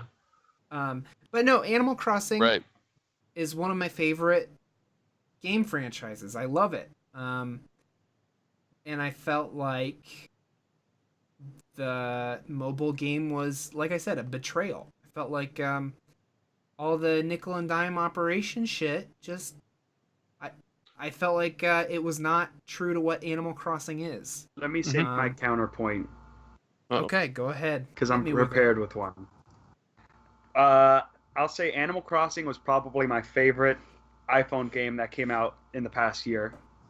And here's the thing. I love Animal Crossing. And to start with your point about nickel and diming, I didn't spend any money on it. I will say at this point, I played it like every day, but at this point I've dropped off. But the thing about the Animal Crossing app is that it puts you in that position of, I've been playing the Animal Crossing game on my 3DS for like 2 months, and now I just check in for like an hour to collect my stuff, say hi to my villagers, do my daily routines, gather my fruit, do like just my daily routines. So it cuts you straight into that daily routines bit where you just jump on for like an hour, do your thing, and go like collect your new clothes, collect new furniture, stuff like that, build your relationship with your villagers. So in that way, it does what it's supposed to do. It gave me that like Animal Crossing experience that I had with the 3DS version, where I'd already done pretty much everything I wanted to do, but I was still checking in to do my checklist, to try to build up my inventory and my collections. So yeah, I'm gonna say it delivered 100% for me. And that's all I gotta say. about the Animal Crossing Pocket Camp. Yeah, so I haven't played it as much as you, so maybe I'm not the best judge. I just felt like It was something that you didn't think it would be. yeah, it could have been more, and I felt like that was kind of the reason I didn't like it. Mm-hmm. Um, Yeah, because everyone wants a new. I mean, I want one just as bad as everyone. The last Animal Crossing that came out was like 6 or 7 years ago now, so everyone wants a new Animal Crossing game, and this definitely was not that. Yeah, But I wonder, like, hypothetical world, if like maybe a few months before they had launched Pocket Camp, if they had put like a full blown brand new Animal Crossing game on Switch, if people would have cared about Pocket Camp at all when that came I out. don't think so. Yeah. Yeah, No, I wouldn't I have. can't imagine. I can't imagine anybody would have cared about that, and I don't think the outrage around that game would have been substantial at all because people would have just been like, "Well, I'm not gonna care about this fucking Right, phone 'cause game when Pop- I have a full Switch." Yeah. Pocket Animal Camp Crossing. isn't. It's not like a spin-off or anything. It's basically just like a light version of Animal Crossing. So why would you play Right. a light version on top of a full version? And I just feel like, then what's the point of this Animal Crossing? Because it's just Like, something to do. I mean, it's just a light thing to do. It's the Animal Crossing experience, but it's not like a full time It's- commitment. I don't think it's the Animal Crossing experience. I think it's a very small fraction of the Animal Crossing experience. But like I said, I haven't played it as much as you, so I'm willing to concede that maybe it's not the worst mobile game. I just think the disappointment factor for me of this Animal Crossing mobile game and what I think the game easily could have been, like, the graphics on it are awesome. It could have been a full-fledged Animal Crossing game. I know that's probably not what they want, because whenever they do release an Animal Crossing game, they don't want, this competition that they've made for themselves, right? Right. Mm-hmm. Mm-hmm. But I feel like what's there is not a good enough reason for that game to exist at all. Like you said, it's the point you get to at your 3DS Animal Crossing game where you just check in every once in a while. And because I'm already at that point on my 3DS Animal Crossing, I don't feel like I need to fuck with Pocket Camp at all. Sure, I get that. So let's pick one of these bad boys.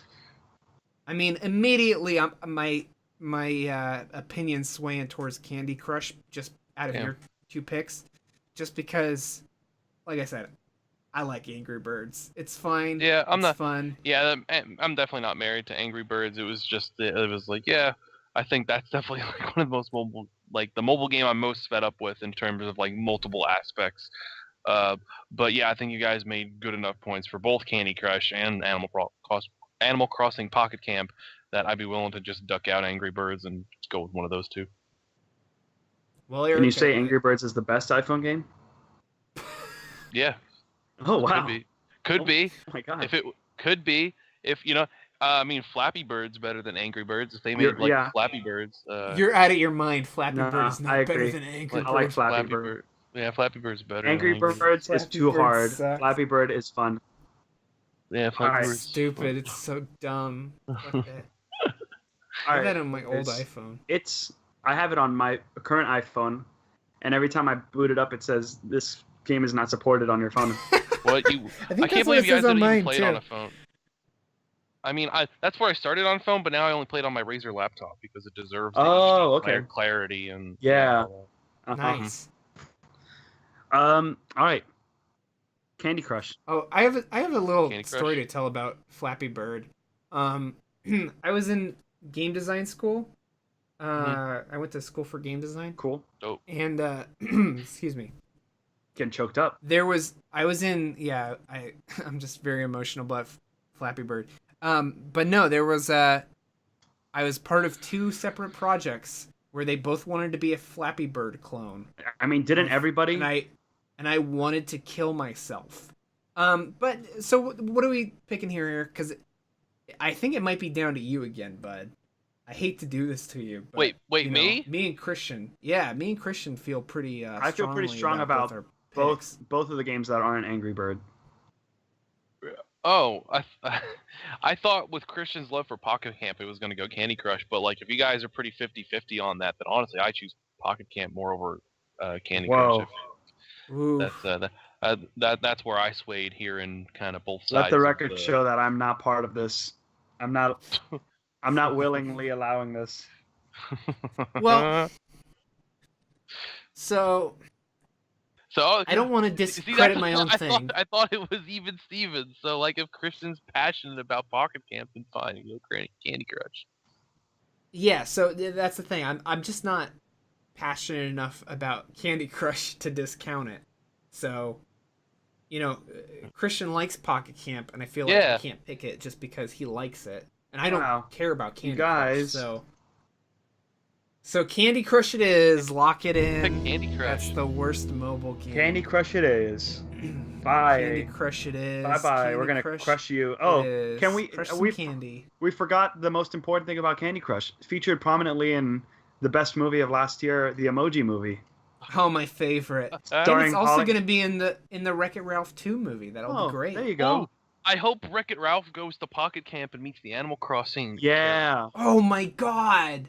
That would be great. Isabel, but it probably won't happen. Apollo and KK. Oh, dude, that would have been so much better. I don't know why that movie's about fucking the internet. I hate that goddamn shit. Listen, we can't judge it yet. I know it's going to be full of memes, but we can't judge it yet. Disney knows what they're doing. I don't know about that. All right, so the next topic, it's Eric's topic. Eric, finish us out here, all right. bud. Yeah, we're going Round it out, boy. Going out with a bang here. It's a pretty good topic, I think. Problem maybe controversial to some of our listeners. I think this is one that may get a little personal, but my pick for the topic on this episode of the Worst Things Ever podcast is Worst Fandom. Mm-hmm. Oh man. Worst group of fans. Now, I'm not saying that like whatever we pick means that like literally every fan of that thing is like... Yeah, because I don't want people to come at us like, hey, I'm one of these people, and I don't... Yeah. Exactly. So, like, what I'm saying is, like, hey, the thing that we're going to pick is there's definitely a group of fans, like a certain fandom. Overall fans. Within that is, like, these guys are pretty bad. Right. But, like, a good example, and it's not my pick, but a good example is Star Wars fans fucking suck. Sure. Like, right. They always complain about every movie, and they're fucking idiots. But, and I mean, that's what you do I'm a Star every time Wars we get fan. on. Yeah, that's true. 100%. But I feel like, everybody likes Star Wars, and that doesn't necessarily mean that everybody who likes Star Wars is a fucking idiot. But, that fandom, I feel like you can argue is not very good. Right. Exactly. Yeah. So, do either of you have a pick, or do you want me to go? Or I'll kick it off, because... Since it's your topic, yeah. Yeah, mine's a pretty big one, and I'm actually curious if either of you guys pick this one. But for mine, pretty relevant too, with E3 coming up. But my pick is Worst Fandom is probably Nintendo fans. Okay. Ooh, I don't know. I feel like I just don't know any other, I mean, of course, it's obviously subjective perception because So you'll say you're not a Nintendo fanboy? Well, no, I mean I love Nintendo, but it's like every time Nintendo announces something, I feel like my reaction is either I can't wait to see how that goes, I'm looking forward to seeing how it goes, or like I'm excited for it. And it's always, I feel like it's like a bomb just went off across all my social media feeds, and I can't believe Nintendo is doing X, Y, and Z. Nintendo is the worst. This thing hasn't happened yet. This thing's not coming out for a year, and they could maybe change it, but I'm still fucking pissed and mad, and I'm punching the wall. And, It's always like people have like the most extreme shit to like every single Nintendo announcement. Nintendo just put out this shitty Pocket Camp game. Yeah, and it's like I feel like there's definitely like fandoms like, Star Wars for me, there's definitely Dragon Ball 2, Disney, whatever, where it's like maybe if they make a bad movie announcement or something, it's like, okay, well, I hope it turns out good because, you know, because it's like I want the story to be good. I want to get a good story experience. But I feel like Nintendo is just so fun and simple, and like if there's a bad Nintendo game, it doesn't like make me feel soured at all. It's like, okay, there was a bad Nintendo game, move on with life. But I feel like people just get so rung up on like any wrong thing Nintendo does to a point where it's like, what is even the point of getting mad? Like they're gonna just keep making games and games and games and games. Like I don't, it blows my not that many games. it it blows my mind that people just get so pissed whenever they like slightly marginally disagree with the decision Nintendo does. And I also hate like the this culture too that is built where every time I see a Nintendo make an announcement, sometimes it won't even be people getting mad, but I hate people going, "Oh, well, there's just Nintendo being Nintendo again. Whoop-de-doo, there they go, those stupid idiots." And it's like the thing hasn't happened yet, and we don't like say that when the sales numbers are in for whatever they're announcing, but like I feel like also just that like weird apathy towards it is also just it like I hate hearing sentiments like that. It just feels grimy to me. People are like, oh yeah, those Nintendos. It's like, oh, you're higher than this like multi-billion-dollar company that has figured out how to make millions of dollars for years and years. Okay, cool. Well, I mean, they did have a flop of a system before the Switch. I mean, yeah, but like in the spectrum of Nintendo's history, that's like Right. They know what they're doing. Yeah, exactly. I feel like your argument isn't for the Nintendo fandom, though. I feel like it's for the anti-Nintendo fandom. Like Nintendo fans, I feel like they'll argue a lot of the time, and they'll be kind of, not blind, but they'll argue blindly, like until whatever bad thing Nintendo eventually comes out with is like. I see what you're saying, and I feel like maybe the argument I could see a better argument for like gaming as a fandom in general, but like everybody who hates on Nintendo games usually doesn't own a Nintendo console anymore, I feel like. And then can you even call them Nintendo fans at that point?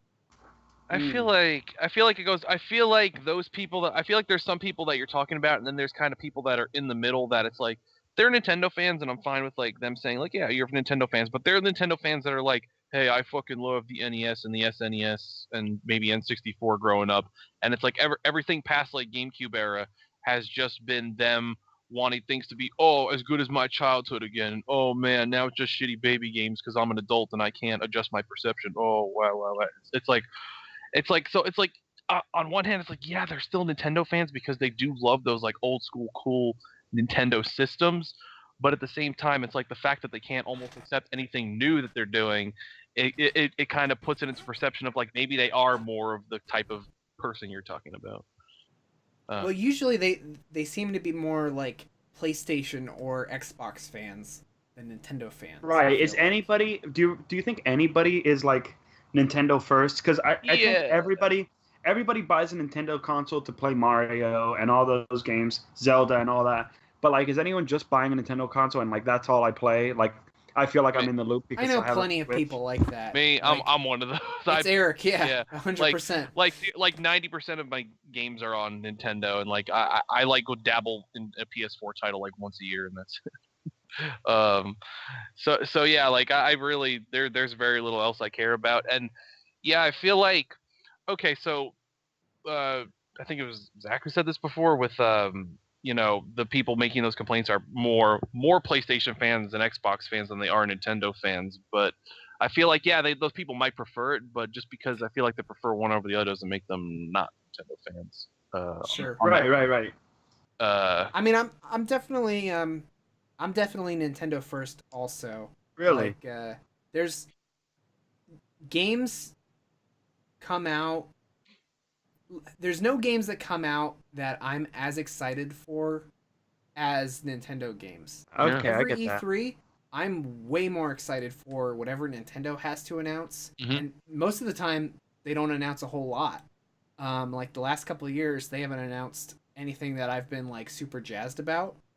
But I'm always like 100% anticipating whatever they have to announce before like PS or PlayStation or Xbox. Yeah. Sure. I feel like too is just because Nintendo, it's kind of like the things they do best, and it's almost like as soon as you hear them drop a title, you almost like immediately get excited for it because like, oh, it's a part of that franchise that I love so much, yada yada. Where Well, like if they announce another Animal Crossing, yeah, that's gonna be the biggest fucking thing ever. right. Like Totally. there's nothing that PlayStation can announce at this E3 that I will care about as much as a new Animal Crossing. Really?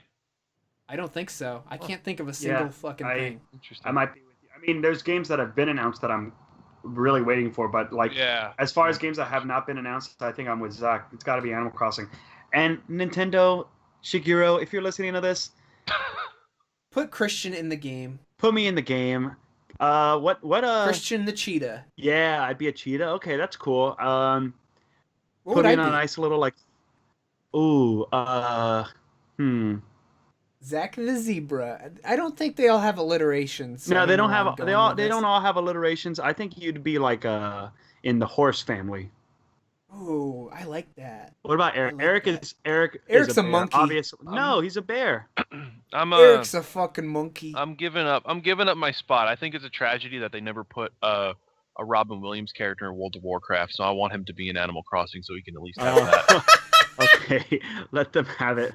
They did put a Robin Williams character in World of Warcraft. He's like a genie. What? That's real. I'm not kidding. So let's pick another fandom. So my pick, I have 3 picks.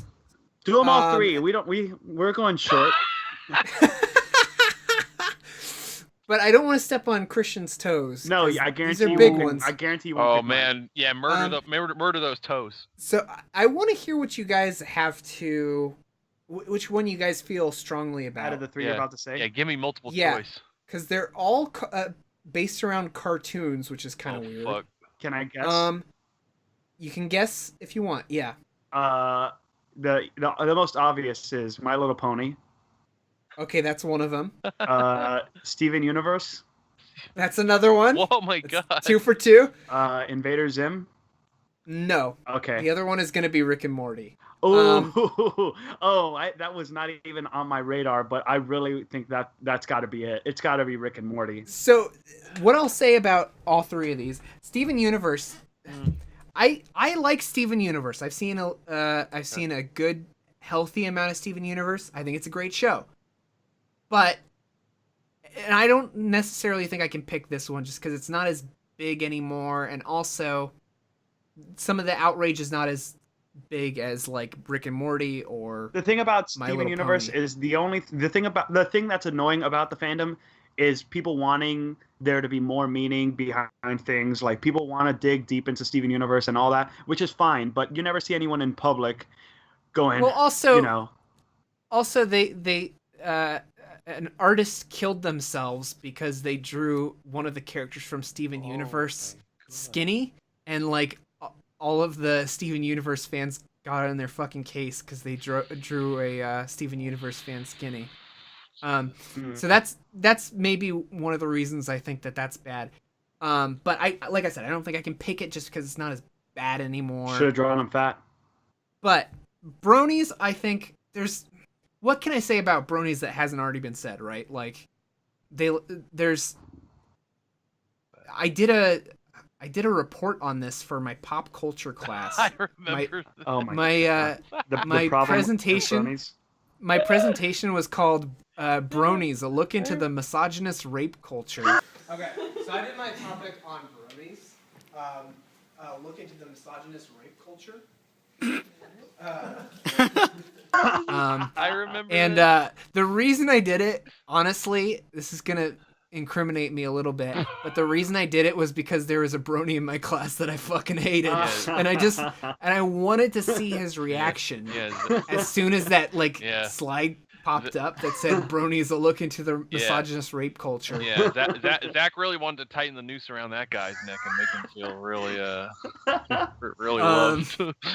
But anyways, I mean, one of the things I brought up in that presentation was that, like, by far the most porn on the internet of like a fictional thing or a fandom was My Little Pony. More than and Marge the fact Simpson? The March Yeah, Simpsons. I think so. Based on like the number of results, like Oh my it was God. like the number of hits was like 30 something thousand on a certain website, and then like you looked at anything else and it was like 10,000 less than that. Like the closest one after it was Pokemon, which was kind of weird. I like that. No, I don't. But anyways, whatever. Bronies are gross. They're weird. They have some. It's bad just because they're adults that like a cartoon for little girls, and there's some skeevy stuff that happens in that fandom. Whatever. The reason I also wanted to pick Rick and Morty is just because the last couple of years have been super bad for Rick and Morty. Rick and Morty, great show. Very funny, super smart. But the fans, god damn it. Like, the Szechuan sauce shit, like, fuck that. That Pickle was a Rick. fucking nightmare. Pickle Rick, fuck that. Did we tell the story on the podcast of the toilet? I don't think so. I don't think we did. Is the vote unanimous? Should I tell the Yeah, tell the poop story. Tell Alright, the Yes, Pickle tell us Rick the poop. story that Alright. has not yet been told. All right. So last year, Mega 64's Game Days event happened. Game Days 2017. I was in attendance, and It's like a con for Mega 64 if you're not familiar. yeah, it's like a mini convention. They rent out a hotel ballroom, and there's a couple booths around you can visit, and they have panels all day, and it's kind of like a one-day jamboree, and then the second day you go to Disneyland and have fun. So on the day one stuff during the Wait, hotel. can I also mention that it's pretty low key and people don't really dress up, especially as like things that aren't Mega 64. Yeah. I mean, sometimes you'll like the odd man out will be like somebody dressed as like a Mario character, like Mario and Luigi. I saw one year, and that was fucking stupid. Yeah, because that's kind of like stuff. It's like video. It's like a cultural video That game counts stuff. though, because you can tie that back. They've to- dressed up like Mario Yeah. and Luigi, so yeah, You could that tie it makes back. sense. Yeah, but it's not really like Kind a of. cosplay convention. Like it's mostly like, I mean, it's sort of Most a people convention. don't dress up. Yeah. Like, there's very few people who dress up. You'll see the occasional like jumpsuit, but yeah, there's not a whole lot of people who dress up. Last Anyways, year, I tell your definitely story. saw a pretty good like couple Dr. Pox and like people doing Doc Gears characters, Strife from the creepy old crypt. But yeah. So anyway, but From Final Fantasy. Point is that people don't cosplay as nerd things not related to Mega 64. But essentially, what there was a Rick Sanchez cosplayer there. This Rick Sanchez being Rick from Rick and Morty, and occasionally throughout the day, Mega 64 will break. They do panel and they break for an hour or two, and then another panel and break. And during one of the breaks, I was in line for the bathroom because obviously it's your one break. Everyone's going to the bathroom, so I'm in line and I'm waiting to go to the bathroom, and I'm behind a bunch of other guys, and all of a sudden, the door for the handicap stall in the men's bathroom opens. The handicap stall. The handicap stall. Is there another name for it? Yeah, no, that's good. No, I that's right. forgot that detail. Oh, okay, yeah. So there's it's the handicap stall. Door opens. Really tall, lanky dude who's definitely like at least 5 inches taller than myself comes running out in a full-on Rick Sanchez cosplay. He's got the blue wig, he's got the lab coat, he's got like the fake unibrow put on his face, and he's just like he's almost like skipping out of the bathroom. Like he's running really out happy. until he's enjoying it. Yeah, it's not like he's trying to like get away from anyone. He's just like he's gleefully leaving the bathroom. And people are just looking at this fucking guy like, all right, whatever. And then like the guy who was next in line to go to the bathroom enters the stall. That guy closes the door, locks it. Couple seconds go by. That guy goes back to the door, unlocks it, opens it, and says, yeah, that dude that was just in here, basically messed up the fucking toilet. There's just a giant shit left in there, and it won't go down. You left a Pickle Rick in there, I tell And- you what. Yeah, and we were all like, "Are you serious?" And he was like, "Yeah," and it was just like, dude, it was like you had to do it in the handicap stall. Like you had to, like if some actually handicapped person needs to use this bathroom, the toilet's fucked now. That's shitty.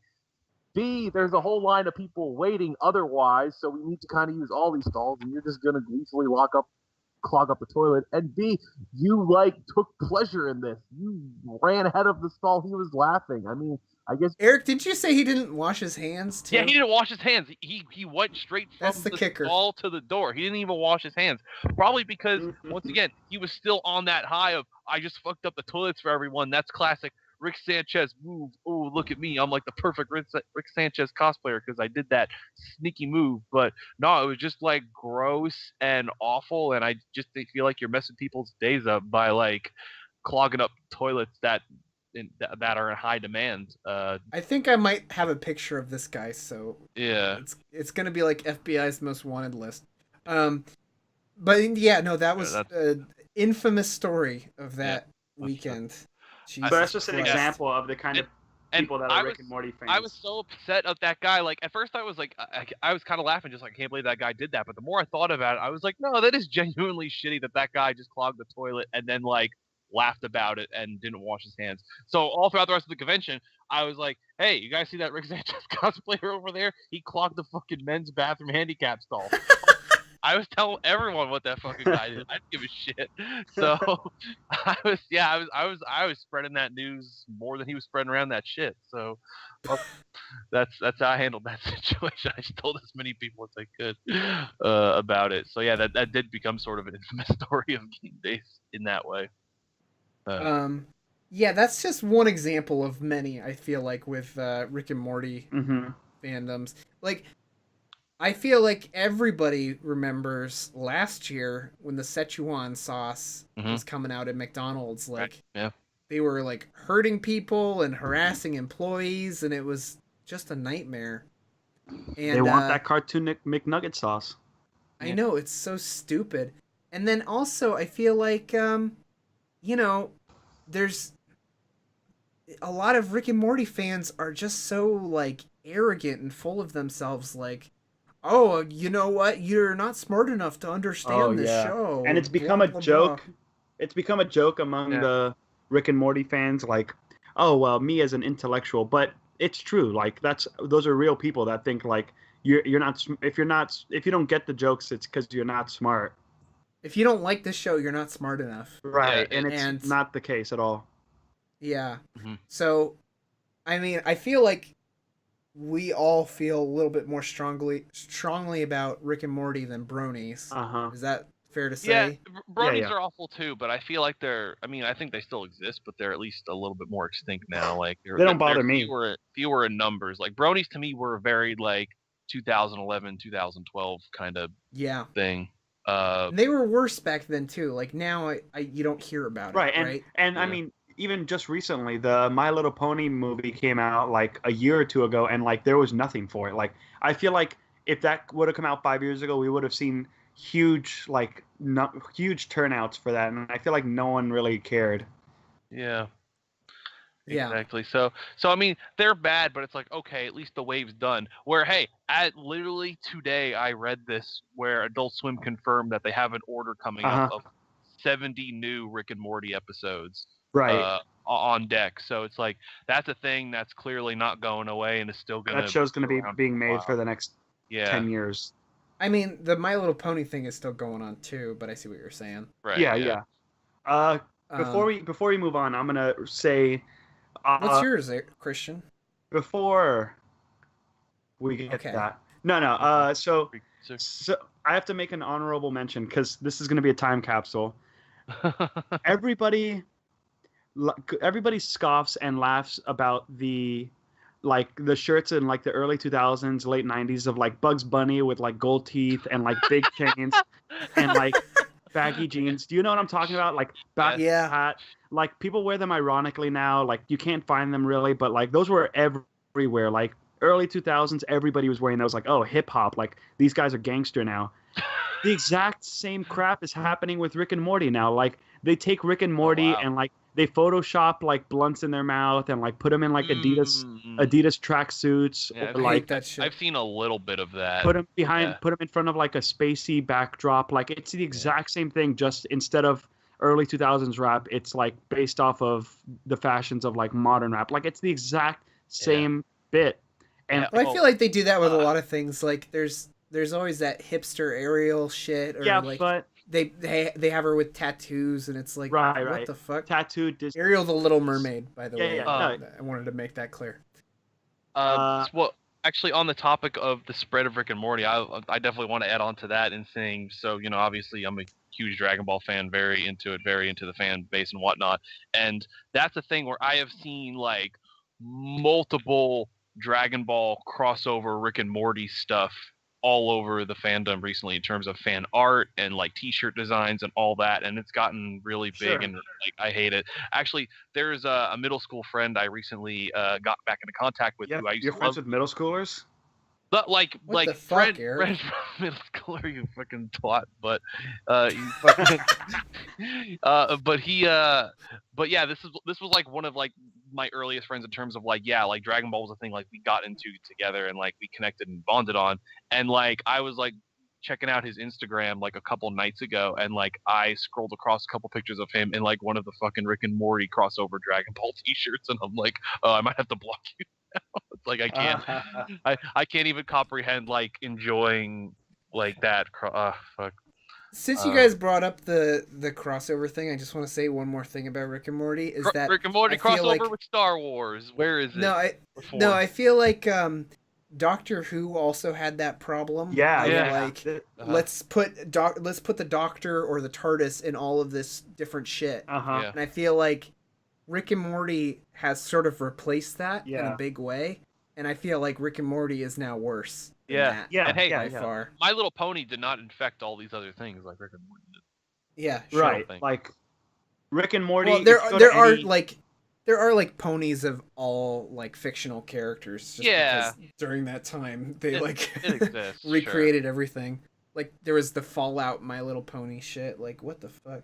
Yeah. Anyways, Christian, what's your pick? We've gone on for like 30 minutes on Rick and Morty alone. That's fine. We'll do it again next week. Is your pick's gonna be the Ellen fandom? The Ellen fandom. Oh, why do you hate us? Why do you hate us, Christian? What the fuck? Why? Yeah, why do you hate me and Eric? You Christian? guys Why do you hate? you guys are just a little too into Ellen. You guys every single time I talk to you guys about like, hey, look at this cool viral video of a kid, you're like, we got to get him on Ellen. It's true. He has to be. It's sort He of like has to be just like the Yodel kid. it's like a seal of approval. It's like the Nintendo quality seal of approval if they get on Ellen. Uh huh. All right. Anyway, Anyways, Christian, what's your pick? so this is my pick, and you're gonna have to bear with me because I was looking online like Eric was earlier. Like I didn't get fandoms in my head immediately, so I was just googling around, seeing what I thought would be the worst fandom. But then it popped in my head, and my blood started boiling. And it's not even a fandom of one specific thing. It's a few different things. And I'm gonna say the worst fandom is people. I guess this encompasses all of the people who call themselves nerds. Wow. And here's where I'm going with it.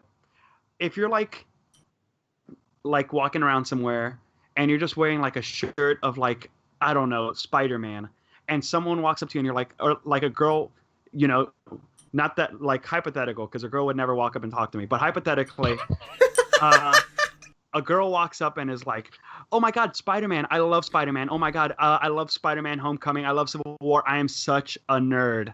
The second you say I'm such a nerd, the conversation's over. I don't want to hear anything else you have to say, because at that point, you're not. You're just, you see what's popular. Marvel's popular. Star Wars is popular. Whatever else is popular. And like you have the bare minimum knowledge of it, and then you just start spouting things and saying, I'm a nerd, I'm a nerd, I'm a nerd. Do you know what I'm talking about? Yeah. Just the second you say I'm such a nerd, the conversation's over. Like there are so many people I talked to about Marvel Infinity War when it came out, because pretty much everyone I knew saw it. And just so many people were like, oh, well, I was reading theories because I'm such a nerd. No, I don't care. It's over. The conversation's over. Talk to someone else now. The word nerd means absolutely nothing It now. it feels like almost kind of like a badge they're putting on. Like check Yeah, that like- out. Like I made Like it. they're I don't know. I don't know what they get out of it. Like, I mean, I'm not like gatekeeping here. I'm not saying like you're not a nerd. I'm a nerd. Sure, right. You don't know Yeah. what being a nerd is. I do. No one should be calling themselves a nerd. Like that's you like something or you don't. You like this, you like that. You can geek out about things. You can like, get really into something, search every database for something. That's like geeking out on something. But just calling yourself a nerd is like the bare minimum effort. Like, Well, like, also, you're not a nerd because you like the most popular thing exactly. in media at the time. Like, you're not a nerd because you like Rick and Morty. You're not a nerd because you like Infinity War. Mm-hmm. Like, these are not nerd things. These are like the biggest popular culture things ever. Mainstream stuff. Yeah. Oh, I've seen Like, if you tell every me Marvel movie. I'm such a nerd. If you tell me something like, oh, I really like this one character from this obscure Deep Space Nine episode where the Ferengis are talking to the fucking Cardassians. What the fuck, Zach? Like, You're such a nerd. What the fuck? Then maybe, okay, fine, you can wear the nerd badge if you want. But like, oh, I just really love The Last Jedi. I'm just such a nerd. Like, fuck off. But I feel like calling yourself a nerd, like there's no list of things that make you a nerd. Like there's no like, it's not like you click on list of things that make you a nerd and it's like Star Wars, Marvel, Battlestar Galactica. Like I feel like you could just like something. You could just like something and not, go around bunching yourself up with a bunch of other people. Because you could like something and then other people don't, or you don't have the same interests as someone else. Like you could both like Star Wars. You could go and call yourselves nerds all day, patting yourselves on the back, and then one of you likes Marvel and the other one doesn't. You know what I mean? Mm-hmm. Yeah. Yeah. I mean, that's pretty much all I got to say. That's the worst fandom. Just people that, like, I don't want to throw anyone under the bus. But I was wearing a Avengers Infinity War pin, and I came up to you and I was came like, up to me. "Oh my god, I love Iron Man. I'm just such a nerd." Pretty much, like it was like, "Oh, Infinity War was so great. I actually love this and I love that, and oh, I'm just such a nerd." No, I don't care. It makes me not want to represent anything ever, because I don't want people coming up and talking to me about things that they really don't know much about. I get your argument, but I don't know if I can classify it as a fandom, and that's why I feel like I can't say that. I wanted to say that it's the answer. I honestly was gonna come here and say Marvel, just because. But I feel like you shoulda. I know, but there's so much more, because the thing that I don't like about Marvel fans is the same thing I don't like about Star Wars fans, is the same thing I don't like about Disney fans. Like, it's just the people that I see what you're saying. The people that jump on the bandwagon of the most popular thing ever and act like they are in some elite club for watching a movie that made $1 billion. Yes. Yeah. I see what you're saying, but I feel like there's definitely worse Marvel fans than there are Star Wars fans or something. Like, you can make the argument that a Star Wars fan or a Marvel fan or a Disney fan is worse. Like, those can be worse than each other, right? So like that's why I would feel like you could pick one of those. Like saying, oh, Disney fans are the worst because of those reasons, and they're the worst out of those three. I feel like that's something that you can say. I could, but I won't. Okay. Well, what do you guys think is the worst? We got Nintendo fans, we got Rick and Morty fans, and we got hashtag nerds. And we got hashtag nerds. I'm gonna say I got really mad thinking about the nerds, the people that are like, oh, I'm such a nerd. But when you mentioned Rick and Morty, it like immediately clicked that those are the most insufferable people that I've dealt with over the last like couple years.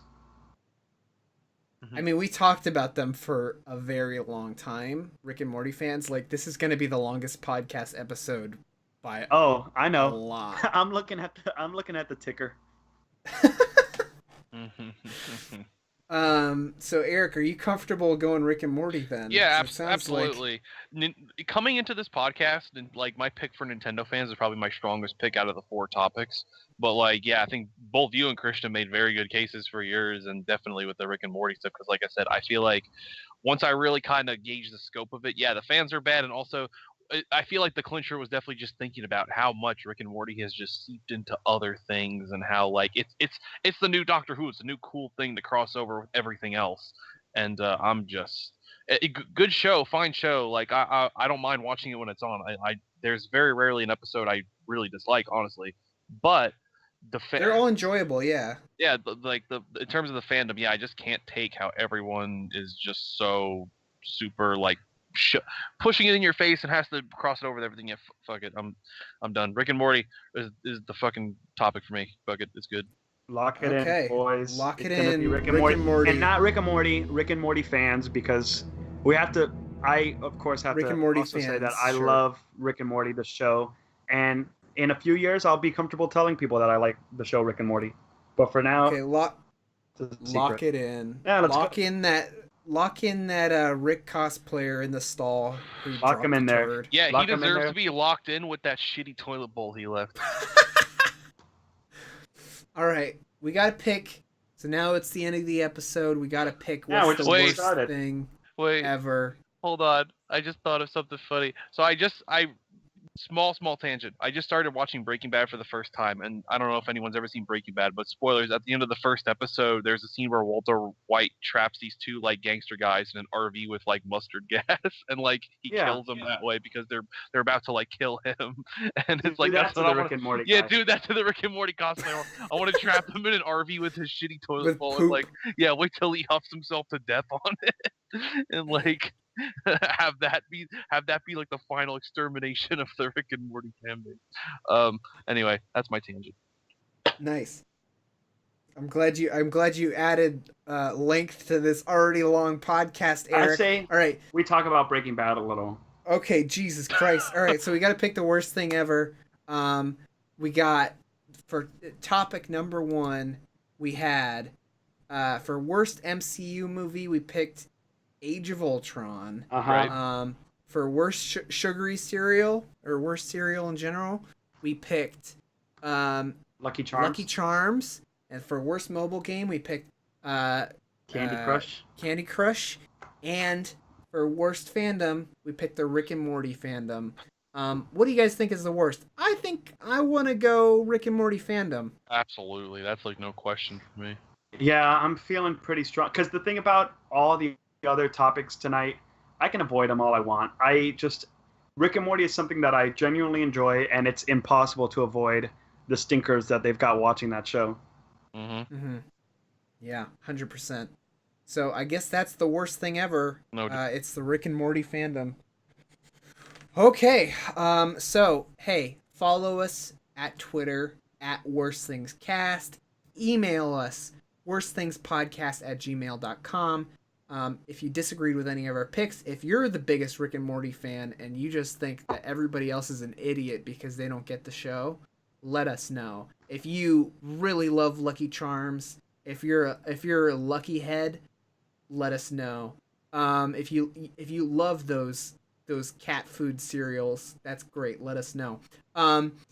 Or if you have a topic you'd like for us to do on the show, we're hungry for them. Not like Lucky Charms, but we're Give us hungry those for 'em. soggy topics. Yeah, give us some soggy topics. We need them. Email us, DM us, all that good stuff. Is there anything you guys want to say? Anything you guys want to plug? Plug? Just listen to the Worst Things Ever podcast.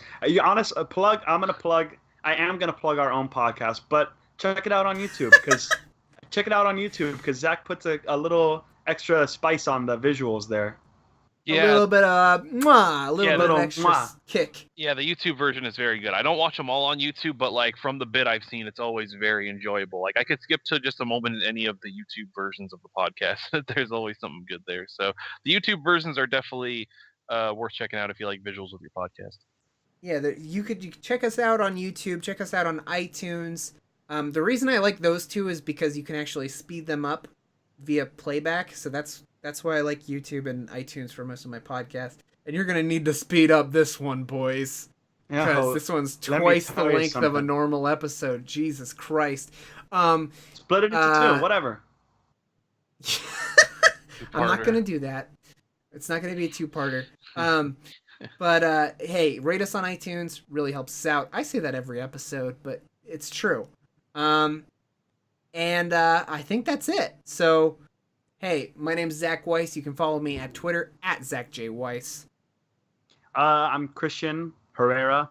You can follow me on Twitter at DressUpDoggy. And here's a couple clean ones for Zach. End of part 1. Previously on the Worst Things Ever podcast. Just in case he changes his mind. Case, yeah, doing the Harry Potter style. And I'm Eric Bear. You can follow me on Twitter at Ricky Bear. Ricky like the name and Bear like the animal. Good night, my friends, my listeners. This is the Worst Things Ever podcast. Bye! Bye. All right, that was good practice. You guys want to start recording? Oh my god, how do you remember to do this?